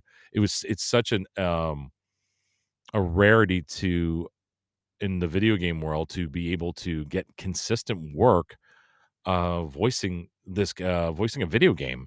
I mean, if you think about it, it's like you voice the initial all the launch material, and that's usually it. Maybe they add on downloadable content. True, true. Uh, you know, they were great where they're like, "Hey, we're gonna put out promos, we're gonna do trailers, you can voice that. Would you be willing to voice that?" I said, "Absolutely." And you can do other characters, right? I'm like, "Yeah." So I gave him a list of some stuff I could do, and or in the end of a recording session, I would just do a little bit of a different character, and like, "Oh wow, that's right." And they listen to my demos, so they're like, "We could possibly hire you for, these other characters in the game, or for the trailers." So I was kind of their go-to, and I'm easy to work with. That's what they told me. I'm not just making that up. And, I'm, accessibility to a studio, my home studio, or they would book me at another, local studio, that had other accommodations. And, yeah, so it was so hard then to hear that it was ending, because it was my life for, 3 years, basically, from, fall of 2020 until, I voiced, whenever you guys heard the news, I was right around the same time. And then I voiced stuff, God, right up until February, March of 2023, like, for the final, online tournaments and stuff like that. So it was a big part. It was every, 6 weeks or something like that. It'd be new stuff coming out, which is, again, unheard of, uh, for a voiceover actor to be able to do that. So, yeah, definitely, I felt like you guys, 'cause I played the game. I tell people this too. I go, "It was not a type of game I normally play." Like, yeah, obviously, it was a different type of game overall, but I'm like, "I don't really do the Fortnite. I don't do this type of stuff. I see. I don't do the online multiplayer with strangers or against strangers." And I said, "If I remove myself from being in the project, I'm like, I love playing this video game. I love playing with friends." Hmm. I used to, I would jump in other people's streams every once in a while. If the mics were hot, I would, they'd find out I was the DJ on the moon, and I'd sometimes I jumped in some dude's, Twitch stream one time, and he kept that clip. He couldn't believe it. He just couldn't, like, "Oh my, what's going on here?" Like, he was blown away. And it brought him so much joy, and he was, like, just so ecstatic about it, and it made me feel so great. It wasn't me just like, "Ha, guess who I am?" It was and it was just a memorable moment that he loved. And I was offered a whole bunch of other That's the stuff that, emotional person in you, what you yeah. were telling Yeah, me about like before. Yeah, yeah. yeah, it was, and to have that gone, um, was a bummer, but to finish up a little bit too, just another side story that I just thought of. So, I also host, like, local pub games or trivia games as well because I used to be a DJ, so I'm qualified to get on the microphone and talk to people. I guess that's the prerequisite. Um, and I was hosting, an event at a local restaurant, and we have everything's online. So when you sign up for the game, you just go to this website, type in your team name, and it populates through. And the team name was, uh, was Blue Team's Fallen Way Behind. And I go, "Who the heck is doing that?" I looked around the restaurant, and it was all the regular people I've seen. And I was like, "All right, whatever." So we progress through the game. I get the microphone and I run down the team's name. I'm like, and I do it in the DJ voice because I'm like, I'm not really supposed to do any of that stuff in character. I'm not supposed to do any of the get paid to be the character on the side. And I totally understand that the company doesn't want you to, also in the face of the game, and you're saying things that they can't control. But I was like, whatever. On the microphone, I was like, blue team's falling way behind, and this one table just erupts. They erupt. And I go over to him. I go, "Hey guys, what's going on?" Like, "So this is weird, but we played Knockout City, and we went to the credits, the casting, and we researched all the names. We saw your name. We found your social media. We found that you're hosting here. And we decided to do like a road trip, and Wow. then come to meet you." And I was beyond flattered and fearful for my life, but I was also beyond flattered that these people love the game so much. And this was near the end of the game too. This was like this was in 2023. Yeah, it was like it was winter 2023, and they did that, and they wanted to, they just wanted to meet me before it all wrapped up. Nice, nice, So I thought, nice, I'm like, nice. that's when I was just like, and I said, "Hey guys, here's my handle, here's my name." I go, I'm like, "We can play some matches together." Really, really, I'm like, "Yeah." So I just the last like 6 weeks of the game, I just kept on accepting requests and playing with anybody just to Nice, make them happy. And yeah, so that was my, I totally went off on. You asked this question, I was like, "Hey, I got a story. Let me tell you about it. I'd like to get back." nice, nice. Okay, thank you for the question and the answers. Okay, let's get back to more questions. Okay, Lukács is asking, what is your favorite in-game music? If it comes to Knockout City or if it comes to other games' musics as well. God, what the hell's it called? Oh no, I'm forgetting the name of it. I'm the worst person ever. No, it's okay, it's And okay, it's it's okay. all it's super self-satisfying, self-serving. Oh, is it called the rock on the, oh man, the moonshot? So there's one, it's the end, it's actually at the end of the greatest hits trailer. Um and it's the one song in Knockout City that I do some scat. And the DJ on the Moon actually does some shout outs in the actual song, and I was just so smitten that I was doing that. I couldn't believe it. Being a former DJ, now I'm gonna be in a song that's gonna be on an album.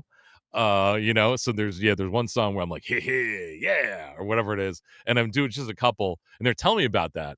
And so I did like 40 or 50 like just laughs and all that stuff. And yeah, it's a real rocking song that's on the album, and it came out like in the later seasons. And oh man, I forgot the name of it. Sorry about that. No, it's But okay, it's that's, I okay. know it's super super lame and self-serving, but that's just me personally. I was like, oh, I did it. Look, I did it. So I was dug that one. And then when I actually had a chance to, like, the final season to actually you could download the DJ on the Moon's voice, I was, being a gamer, I couldn't believe it. I'm like, "Wow, I'm a playable character." I couldn't believe that. And I hadn't had that opportunity before, even as an actor. And I was actually at a different studio in person, and I'm jumping up and down. So any of the games that you're playing now, and the reactions, whatever, oh, just know that the voice actor is literally jumping up and down, acting hurt, falling over, that they're really doing that Foley feeling to all the acting, and that was a blast. I spent probably 45 minutes to an hour for the DJ's the playable character voice for all those reactions, and the direction was amazing too. It was the mindset. I got so focused because the director goes, "Steve, we're gonna have you do three different levels of intensity for this one scene. So remember that we're gonna have you fall or land from, like, say like a low platform, and later on a medium platform, then a high platform. So you got to think about that ahead of time before you give that exertion. And don't worry if you don't think it necessarily matches up to the scene. We could use it for a different aspect of your reactions as well. So that gave you a little bit of peace of mind, because you're like, all right, because I'm always used to falling off 50-foot buildings or whatever. It's like how that would sound. So yeah, so that was super energetic. I was a sweaty mess. It was at the end of I was doing the pirate voice for uh, when Knockout City had the pirate theme to it, and which was the final season. I think. Yeah, it was the last season, and so I'd just done a whole bunch of pirate work, and then I which is taxing on the voice, and then the last 45 minutes I was jumping up and down, grunting and catching the ball, acting like I was throwing it, getting hit by it. Yeah, I was a sweaty mess after that. And I walk out of there, and there's one other voice actor was coming in to do some lines. And he's like, "You okay?" I was like, "Give that room a minute." I put on some cologne, but I was sweating in there. So yeah, I don't know. I just went off again. I apologize. No, it's okay. It's okay. I love your attitude, like I said, and thank you for that. Thank you for your honesty. Thank you. Yep. Okay. Thank you, by the way, for the question and the answer as well. Yeah, it's great. Appreciate those. Okay. Gergovich is asking that. Oh yeah, Gergovich has been asking the same question, that how have you felt when you like got the role for Knockout City's DJ? We were talking about that, but if you have any additional like thoughts or stories. It was no, I mean, the thing was I was just ecstatic, especially when you get it, and it's the pandemic, and everything is so negative going on, and it's all of a sudden you're like, oh my god, I have this career making role. It's such a whirlwind of emotions of what's going to happen next. What am I going to do? Oh my god, this is only going to be North America, right, Steve? It's going to and you start realizing all the stuff that's going to happen when you're filled in blank. So I was super excited for it, because there was some positivity going on during a lot of uncertainty. Where am I going to lose my full time job? Am I gonna? Is this who's gonna get sick? Who's gonna get that? So I had kind of like that lifeline, and I could pour all my energies into that. So that was the feeling of when I got the role, and then when it ended, it was just like, wow, that's a part of me. I'm gonna look back super fondly on it. But it was, yeah, it was hard. It was a hard pill. And when I voiced like the last stuff I did, uh, when I was kind of saying goodbye to the game developers, and it was just like we didn't want it to end like our True, little video true. session. I No said, one wants I it said, is to there end, any? right? So Uh, I know. I was yeah. like, is there anything else anything else you guys need me to say? Anything? Like, "Can you wish my mom a happy birthday?" "Sure." It was like, "Sure, sure, whatever you need." It was like one of those couple shout outs, but that was it, and then all of a sudden it just ended, and I sat here, and the studio scene, I just, "Man, what's next?" I don't know what to do. I'm like, "Wow, this is all right, well, It's like, hard. I'm gonna It's I'm hard. gonna I'm gonna play the game as much as I can. I'm gonna give back as much as I can to the community, Yeah. and we'll just move on." But it was definitely like, and I, watching some of the footage now, which I've not watched anything in a very long time, and I was just gathering some audio. I was like, man, I got so back into it. I'm watching some game clips. I feel like I just grab the paddle, start playing, or I miss this person. I'm not talking to this Hmm. person in a year, and so those are my emotions. That's kind of what goes through my head and went through my head. Hmm. Thank you again for the answer and the Yeah. question as well. Thank you. Okay, any more questions, ladies and gentlemen? Bár más kérdés? I'm 6'2", almost 6'3", in case people are wondering. I get that too, like, "Whoa, you're a lot taller than we thought," or whatever. So, yep, that's me. Yes, that's me. Like, "Oh, your voice, your natural voice, like, you sound like you're 20 years old and 55 years old." "Yes, yes, I do." Yes, I Okay. do. I don't know, like, when I'm auditioning for roles. I'm like, I don't sometimes the auditions will be like, age range this, and I'm like, "Oh, okay, cool. Well, I sounded this way when I was 20. Do I sound this way? Some people think I sound younger, some people think I sound older. I don't know." So it can be a little confliction when it comes to, auditions and stuff like that, but, yeah, whatever. We good with the, questions? So far not. There are no more questions, but I have. So Okay. throughout your life, when like you had some downs at your life, how did you manage to deal with those if you had like a serious job in the voice actor field? Like how could you manage like to deliver your perfect voice for a role when you had like downs in your Oh, life? yeah, yeah, I know, I'll tell you. Yeah, I hope exactly. it's not too much of a personal question. If you don't want to answer, of course it's No, fine. But no, no, no, it's, I've had to do recordings and, finding out awful news and awful stuff going on in my yeah, because you life. talked about it. That's why I wanted to ask you this. You Yeah, no, talked about and I've that you're had to afraid do of someone being sick. That's why I asked you. Yeah.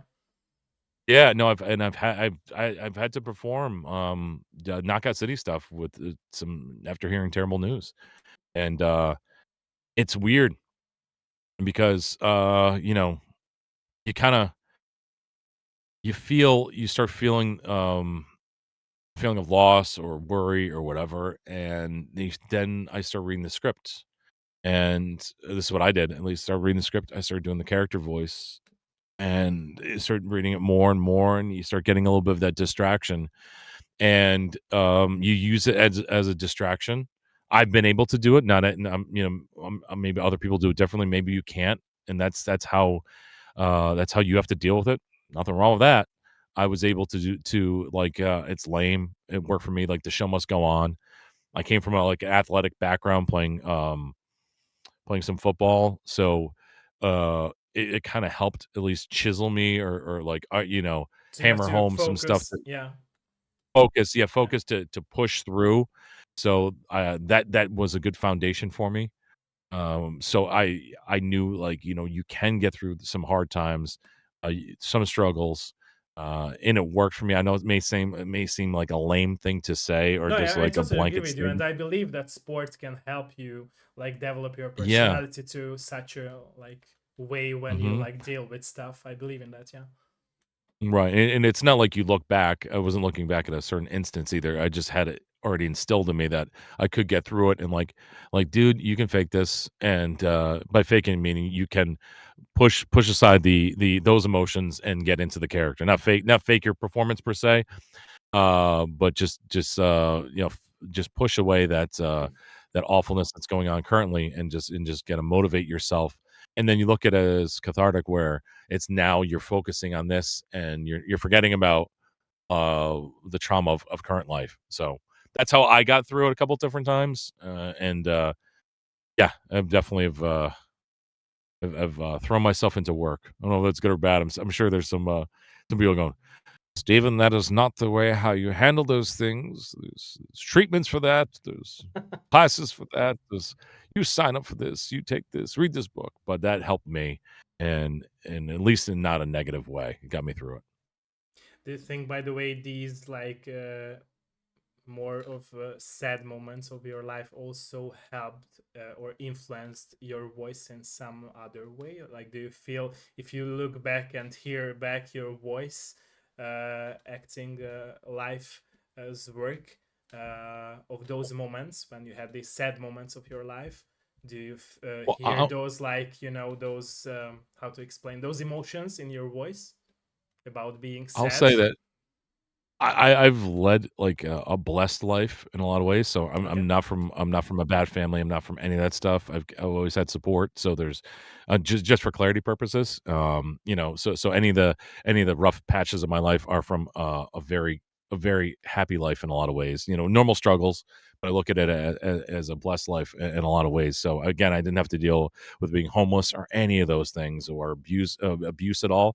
So I can look back at at the emotions that I felt at those times, and then use them to get into if a character I'm doing is feeling that emotion, then I can do that. So I won't say that those moments carved my voice in a way. Okay, It did allow me to reflect back to get into the an emotional state of insecurity or sadness faster by remembering those moments. So that's how I would have used those instances in my life moving forward for characters, but I didn't carve out or create a character based off of any of those.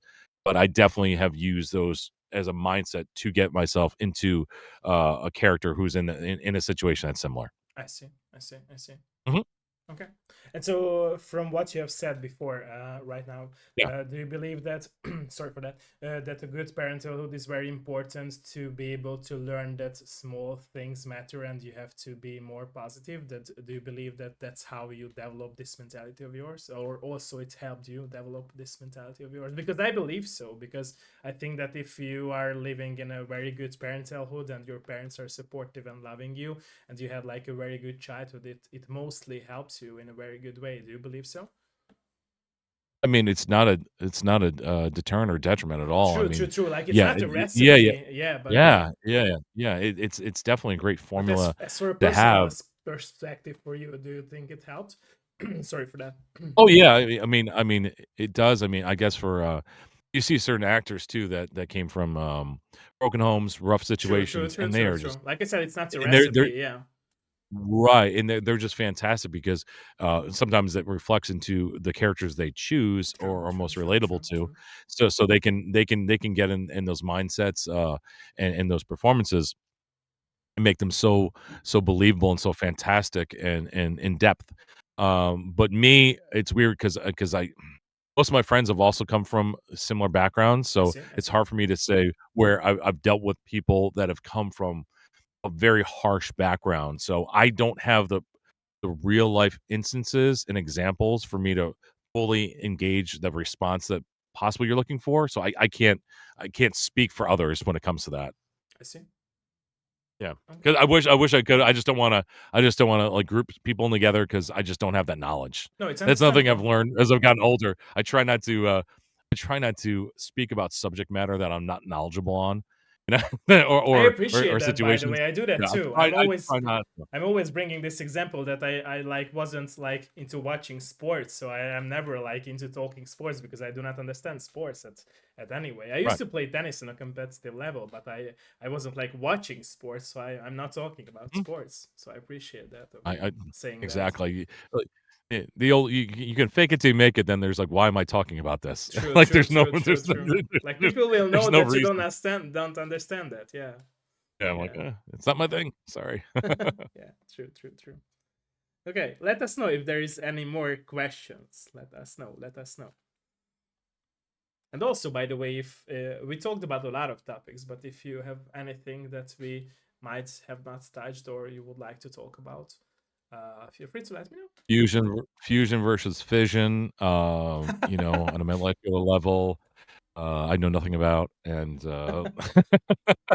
I have been watching Stargate Atlantis recently Okay, and all the Stargate entities, so I'm learning about some stuff when it comes to, those aspects of science fiction, so I've been diving into that. That's been in the background while I'm working a lot of Stargate, okay. so I'm So like, "I'm for learning." I no, go for that. Sorry. No, no, I was just doing it aside. I'm like, "I'm learning, look at this." I actually do, We are still uh kids, right? Learning. I know, no and, it's funny too, like, I look at it super lame.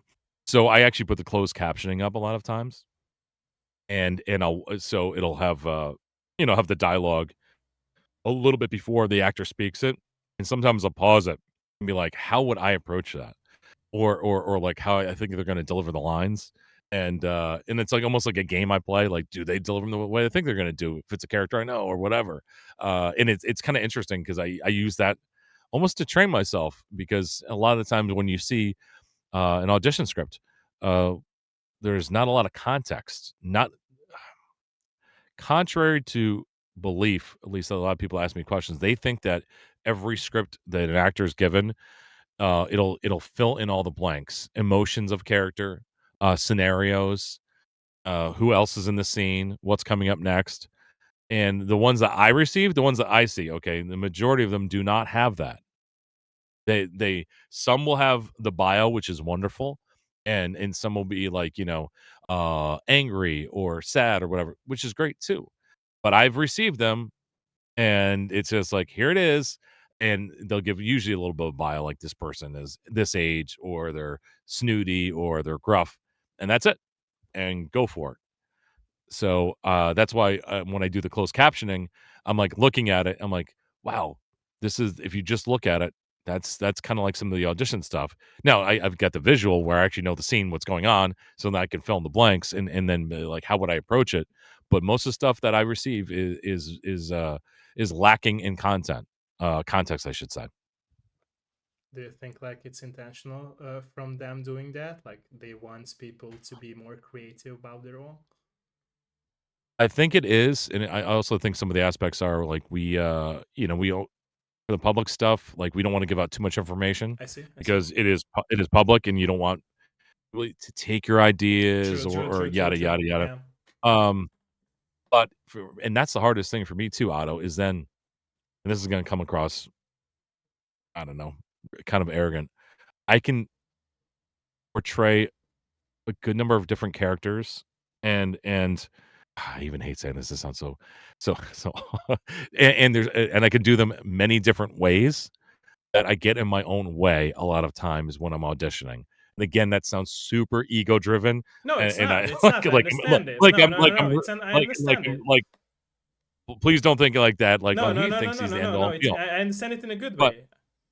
right, so there's so many different ways that I can look at this and discern the situation, the scenario, or whatever, and it causes me to slow down my process. So I'm indecisive, and that's the things that casting directors want. They want people that are decisive in their choices. So that's one of the hurdles, and that's one of the things I'm trying to grow stronger on and better in is making more decisive, quick decisions. I've been able to pivot with characters in a script or a scene, but it's like I also feel comfortable now that I know the mindset of the character in the moment. A lot of times I'm wishy washy, so therefore audition processes take me a long time. I A see. lot of I people are see. like, hey, you get a script, you get an audition, whatever. 10 minutes. 10 minutes for that character, 10 minutes for that, nothing more. I spent 8 hours for my audition, my minute audition that I had for the DJ on the Moon for Knockout City. I spent 8 hours. True story. And I tell people that, and they go, "Man, you're terrible at your job. You spent 8 hours on one audition?" Or like, "Wow, that's really commitment. That's dedication." Either way you look at it, it's still too long for a minute of copy. But I was just so like, oh, I can do this, I can do this, I can do this. This sounds realistic. And that's a personal thing of mine that I have to improve upon is efficiency. Yeah, That's but why you I've taken delivered, right? first So class. it's even if Right, right, yeah, it took you a long time to figure it out, like you delivered it, right. and that's what matters in my opinion. Like you can't put like everyone into the same box. What you have to do, right? Or how you should do it. Like Yeah, agreed. You can't put everyone in the same box, but efficiency is a goal of mine. I'm sure with you too, writing and being creative, you want to get in the mindset as fast as possible. You want to be as efficient as possible. You want to dedicate quality time to what you're working on, and so I want myself to be quality, and the efficiency has to improve because the end product I always feel comfortable with, and then you have to forget about it. Afterwards, hey, I went forward. I didn't hear anything. Whatever. I had last month. Recently, I had a very good month, but I had nothing for months prior to it.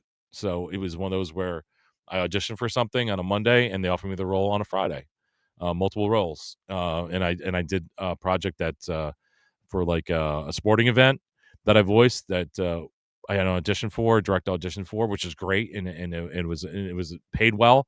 And I had something else that was auditioned for, and I had like 3 roles in a month, but I was over like 25 prior to that, or whatever it was. So it just it just happens, but you got to forget about it. It's like you do it and then you forget about it.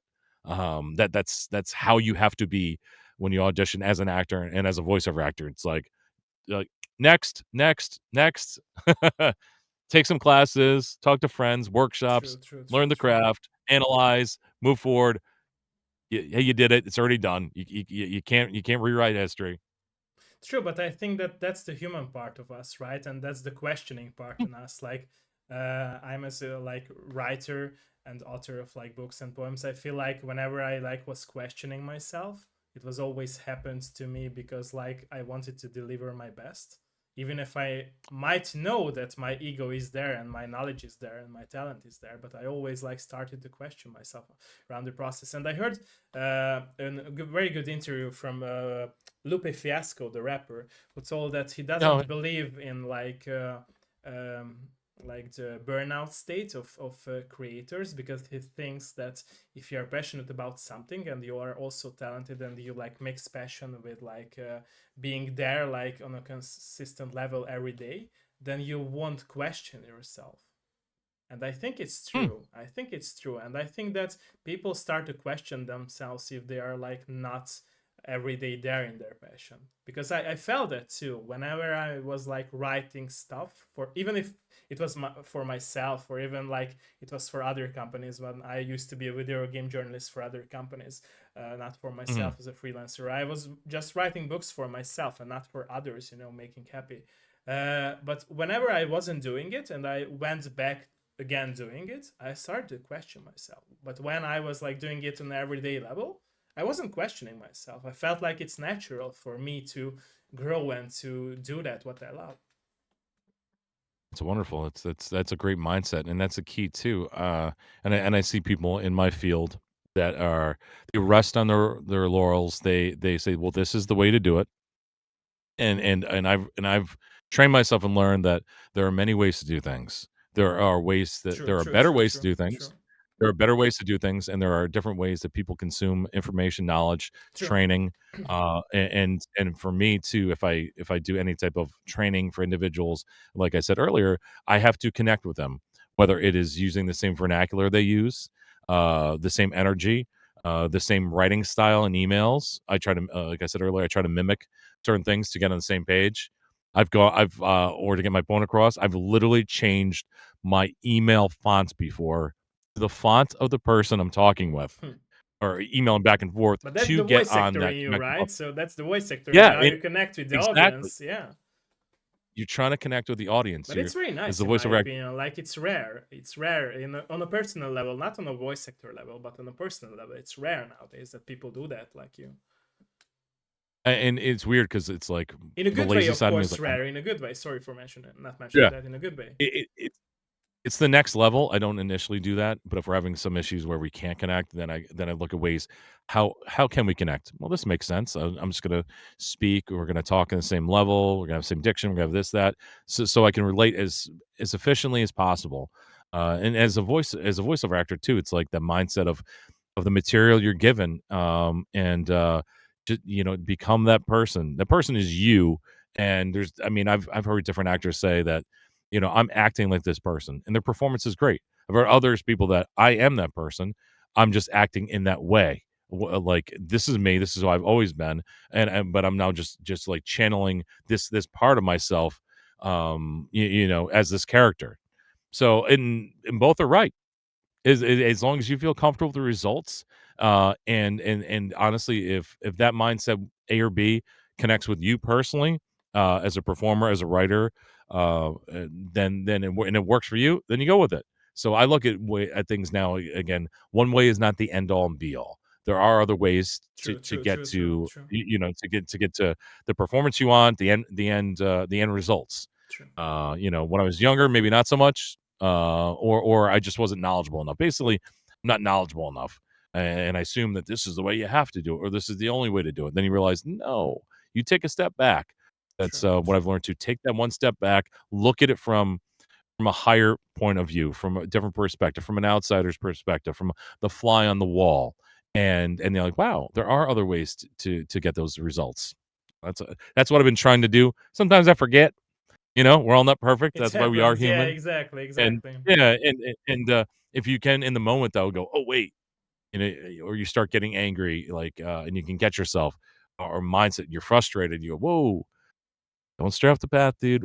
what good comes out of this? What good comes out of this True, by true, getting true, so mad? You know, oh, nothing. Or I am mad about this. I need to do something. Anger is not the situation, but I need to make that change. true, So it's the realizing it's not being complacent necessarily. It's realizing like in the moment, like I am angry. Is it worth being angry? Or what do I need to change so I won't be angry? true, And then actually like implement that. true, true, true. Yeah. Yeah, it's interesting, by the way, that for me, Lupe's fiasco advice wasn't working because I still believe in like the perfect click. For me as a writer, I Yeah. always believed in Hmm. a perfect click. I tried this method of like doing like writing every day on an everyday level, but it wasn't like always working for me because I thought that, at least I felt that sometimes I do not have like the perfect click, and that's why I start to question myself even if I'm doing it in Yeah. an everyday level because I feel like it's a job, right? And it's like taking away from me that creativeness or creative, mindset about I'm leaning towards you, writing. Otto, too. I'm leaning towards that too Yeah, when it comes to certain stuff, and I'll lean toward just as a voiceover actor, you're like your own business. You have to true, market yourself. true. So you are your own individual business, and unfortunately, like I will get into I know some parts of my business that I need to improve on, or I need to put out there to other businesses, and one of them is like medical narrations or e-learning stuff, and I'm like, I should put together a demo. That's boring, dude. That's boring to put to that those demos together. That's boring. And what happens? I'll lean into, oh, I know what I can do. I'm gonna do a whole bunch of different British accents and put them all together, and then spend hours on sound design or whatever. So and you're like, Yeah. well, it is improving some aspect of your career, Steve. There's also this bigger aspect that can book you larger paying gigs that's also beneficial because you'll have less stress potentially because you have more income. But you're like, yeah, but I'm creative, man. I got to do the one where I'm doing those British accents and they're all in a bar together. I got to do this, and the other True, thing. true, Oh true, man, true, I'm gonna true. share one of those British accents to a guy in the West. Oh, he's gonna be a Southern guy. This is gonna be great. It's gonna be great. And okay, how many roles are calling for that? Or how many roles are calling for this? True, true, So true. that's the That's the mixing of balancing that's the part, right? juggling, the Yeah, it's the balancing part struggle. of Yeah, everything. yeah, exactly. The struggle is real, and always the greatest, most creative ideas come to me perfectly at 11:30 p.m. Yeah, I feel before I that. gotta go Yeah, to I work the feel next morning. that. Like Yeah, I always have to bring a notebook with me, even when I'm sleeping, to write my mhm. thoughts down. Eureka! I've got that. I'll Yeah. I'll have the same energy and the same clarity when I get up in the morning. No, you won't. No, you won't. Yeah, your ideas will be gone. Yeah, exactly, Mhm. exactly. Yeah, it's a wonderful and also a stressing feeling. Yeah, yeah, yeah, Oh, yeah. 1,000%. yeah. Okay, let us know if there is any more like closing questions because I know we talked a lot and yeah, I don't want to take away a lot of your more time. But if you are willing to like tell any more stories or we haven't touched, let me know, and I will need some of your minutes after the interview. But if there is anything that you would like to say, let me know that we I'll haven't tell one touched. other story. Okay, I'll tell one other story that people have asked me this before, so that's why I'm gonna tell you a story, and there's a reason for it. okay, Dur. So people that have liked the DJ and the Moon character and some other stuff I've done, in general, go, "Hey, what did you write?" So what were there any lines or anything that you wrote that we heard in the video game? And I say to them, I I did one th I've done one thing that I used to do in the recording sessions that they were going to work in the game, that never happened because the game, went entered the sunset phase, and otherwise, I don't ad lib. I don't do improv, even though I've done some improv on stage for I don't know for a decent amount of years. I go because I look at it this way: the writer has something that they've written, and I'm required to be live directed for this time to that time for a 2 hour span, hour span, 4 hour span, whatever. We don't necessarily have time for Steve Murray to go off on a tangent or to think he's improving on a script. Plus, I love the writing that I was given. So I never did any improv or any of the stuff you heard. I did always say though, shoodles magoodles. Anytime I was about to swear in a recording session, I would say, I was like, "Oh, shoodles magoodles." So it became became like a kind of a running joke if I ever got frustrated, and they wanted to try working shoodles magoodles and at some point into the vernacular of the game. And also, I would do like a 3, 2, 1 countdown a lot of times, which helps out the producer of the content. So they end up working in 3, 2, 1 in one of the segments of the game because had said it so frequently. But I remember being in the studio. I was doing I was not doing a remote session. I was doing an on-site session, and they had a bunch of actors going to come in, every hour to do their roles for, I don't know, season 6 or 7, can't remember. And I finished up, and I had to meet with one of the actresses because she was going to play off my character, and she wasn't super familiar, and she wanted to do a little bit of groundwork, which is wonderful. So I started reading some of the lines, and she was reading hers because also any of the dialogue that we had back and forth, that like never happened. Like we weren't doing a sit down, we weren't doing a read live together. I played off of somebody every once in blue moon, but it was just us, recording to no one, any of the conversations I have with the deep space dispatches or whatever. So I was working with this one woman, fabulous, and she's like, "Oh, this sounds great. I like this character." And I stuck around for like another half hour. I sat down just to kind of like gather myself. And this one actor gets in there, and he's fantastic. And he starts going. He's one of the character actors in the game. And he says, he's got the script in front of him, and I had the script in front of me, and I go, "Man, those aren't the lines." Those aren't the lines to like, and he wasn't fumbling anything. Those are not the lines. I go, "You know what though? Hey, Steve, you didn't get the latest script.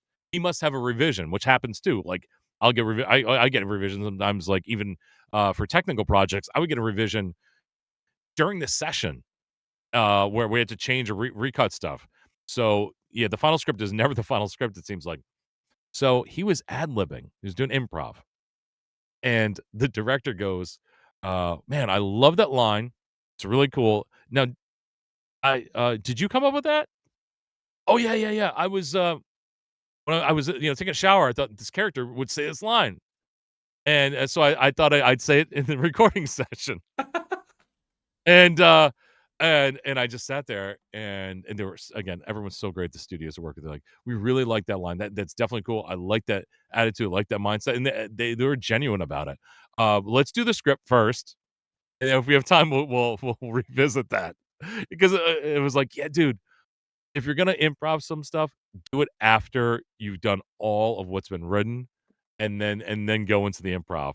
Because yeah, I didn't it wasn't a bad look, but it was also, like, one of the first times they worked together.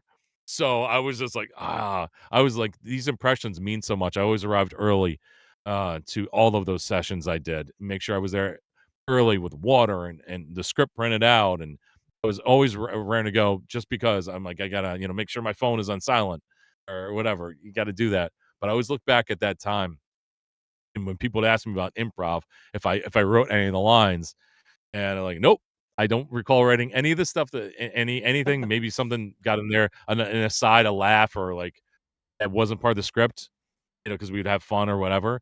But, yeah, he went for it. He just did the improv, and I was like, "Oh my god, dude." I go, "You do that at the end, buddy, if time permits, if time permits." But I would, my sessions, I would stick to it. Every once in a while, I would throw in another character, which actually led me to do the Snow Brawl trailers, because at one point I did the DJ voice, and I kind of transitioned into like an older British voice, and that kind of said, "Oh wait, that's right, Steve, you can do that voice." So I kind of like laid the groundwork for me to get an audition for another role when I would do the Snow Roll stuff like that, and I would do this like older, astute British man, respected British voice. So that I did work that in there. So, but that was at the end of a recording session, and that's my story. Thank you for this story. Yeah. By the way, what have you just said? So were there times when you like had like a click with a new voice of yours and you couldn't recall it after like a week or some days throughout your journey of life as a voice actor? Oh yes, Otto. Oh my God. I have at one point too. I did this voice, and I was like, man, I love this character. I just love it. I just love it, and I don't know if I'm ever gonna use it.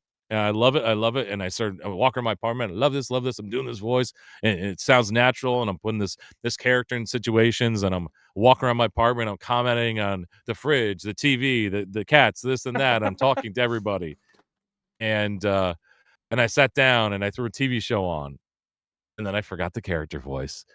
So now what I do is I grab my phone, and I record Record it, an yeah. audio memo. I record an audio memo, just so I get something. Also, though, too, the actual dynamics for your voice and your vocal cords and your throats and your muscles. I was doing one character voice that was very extreme, and it was it was coming out so well. It was either like a dragon or something that was far beyond what I normally do, and my voice felt very healthy at that moment. It was just the way the muscles were, and, so I wasn't damaging myself because that again, like I said earlier, it's the fear. If you're going to audition for something, you have to be able to maintain that character for hours or True, true, true, whatever it is. true. Yeah, One of my personal things is I do not present an audition in a voice that I cannot maintain I see. because that's a lie. You're wasting everyone's True, time, true, and true, you're making a true. bad name for yourself. So I just don't do it. Like, if "Oh, I can do 10 seconds of voice." "Oh, there's more than 10 seconds, Steve."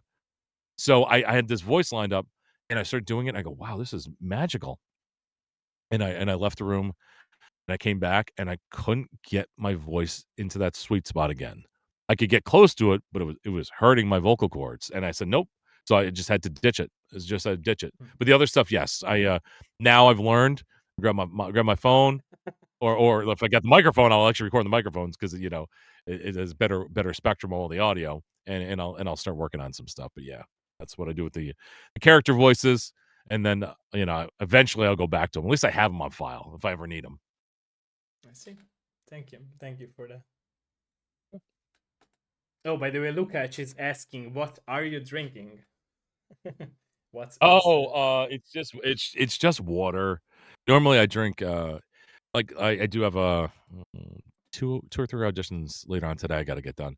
So what I'll do is I'll drink some throat soother's tea or throat coat. It's called. okay? It's like an herbal tea, and it's got I think licorice or something in it. I can't remember, chamomile. Put them all together, so that actually does help like smooth out my voice a little I bit see, I see. and helps with my vocal health.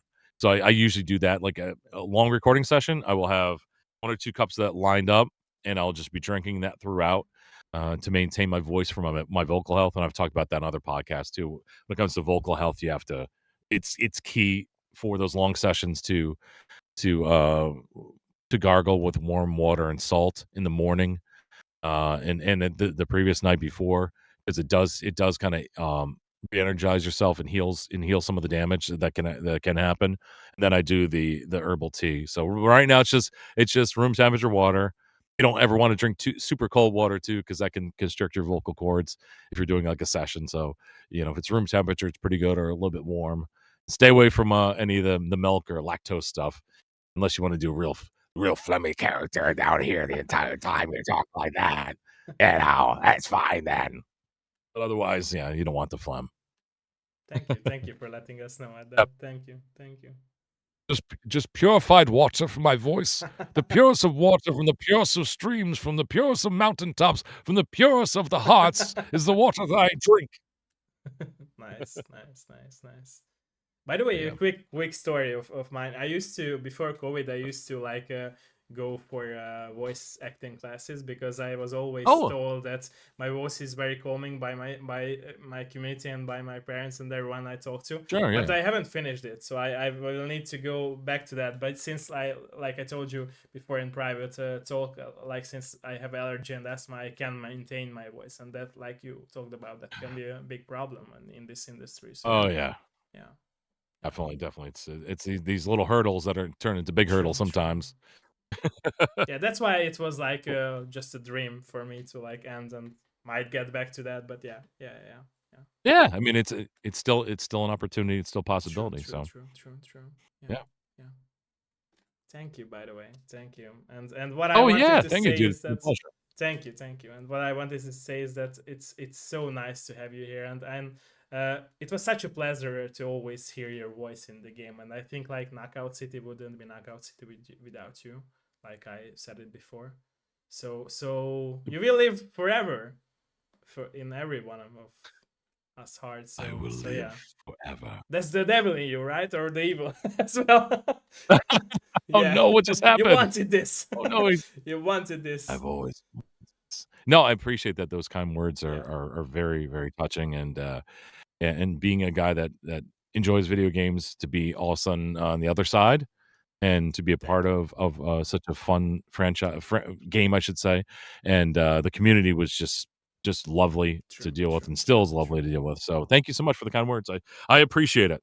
Thank you, thank you. Mhm. And yeah, for those who are watching us live and also ask us questions or will be watching uh, our video interview back, even if it's a VOD or an edited version, next on YouTube or snippets on TikTok. Thank you for tuning in.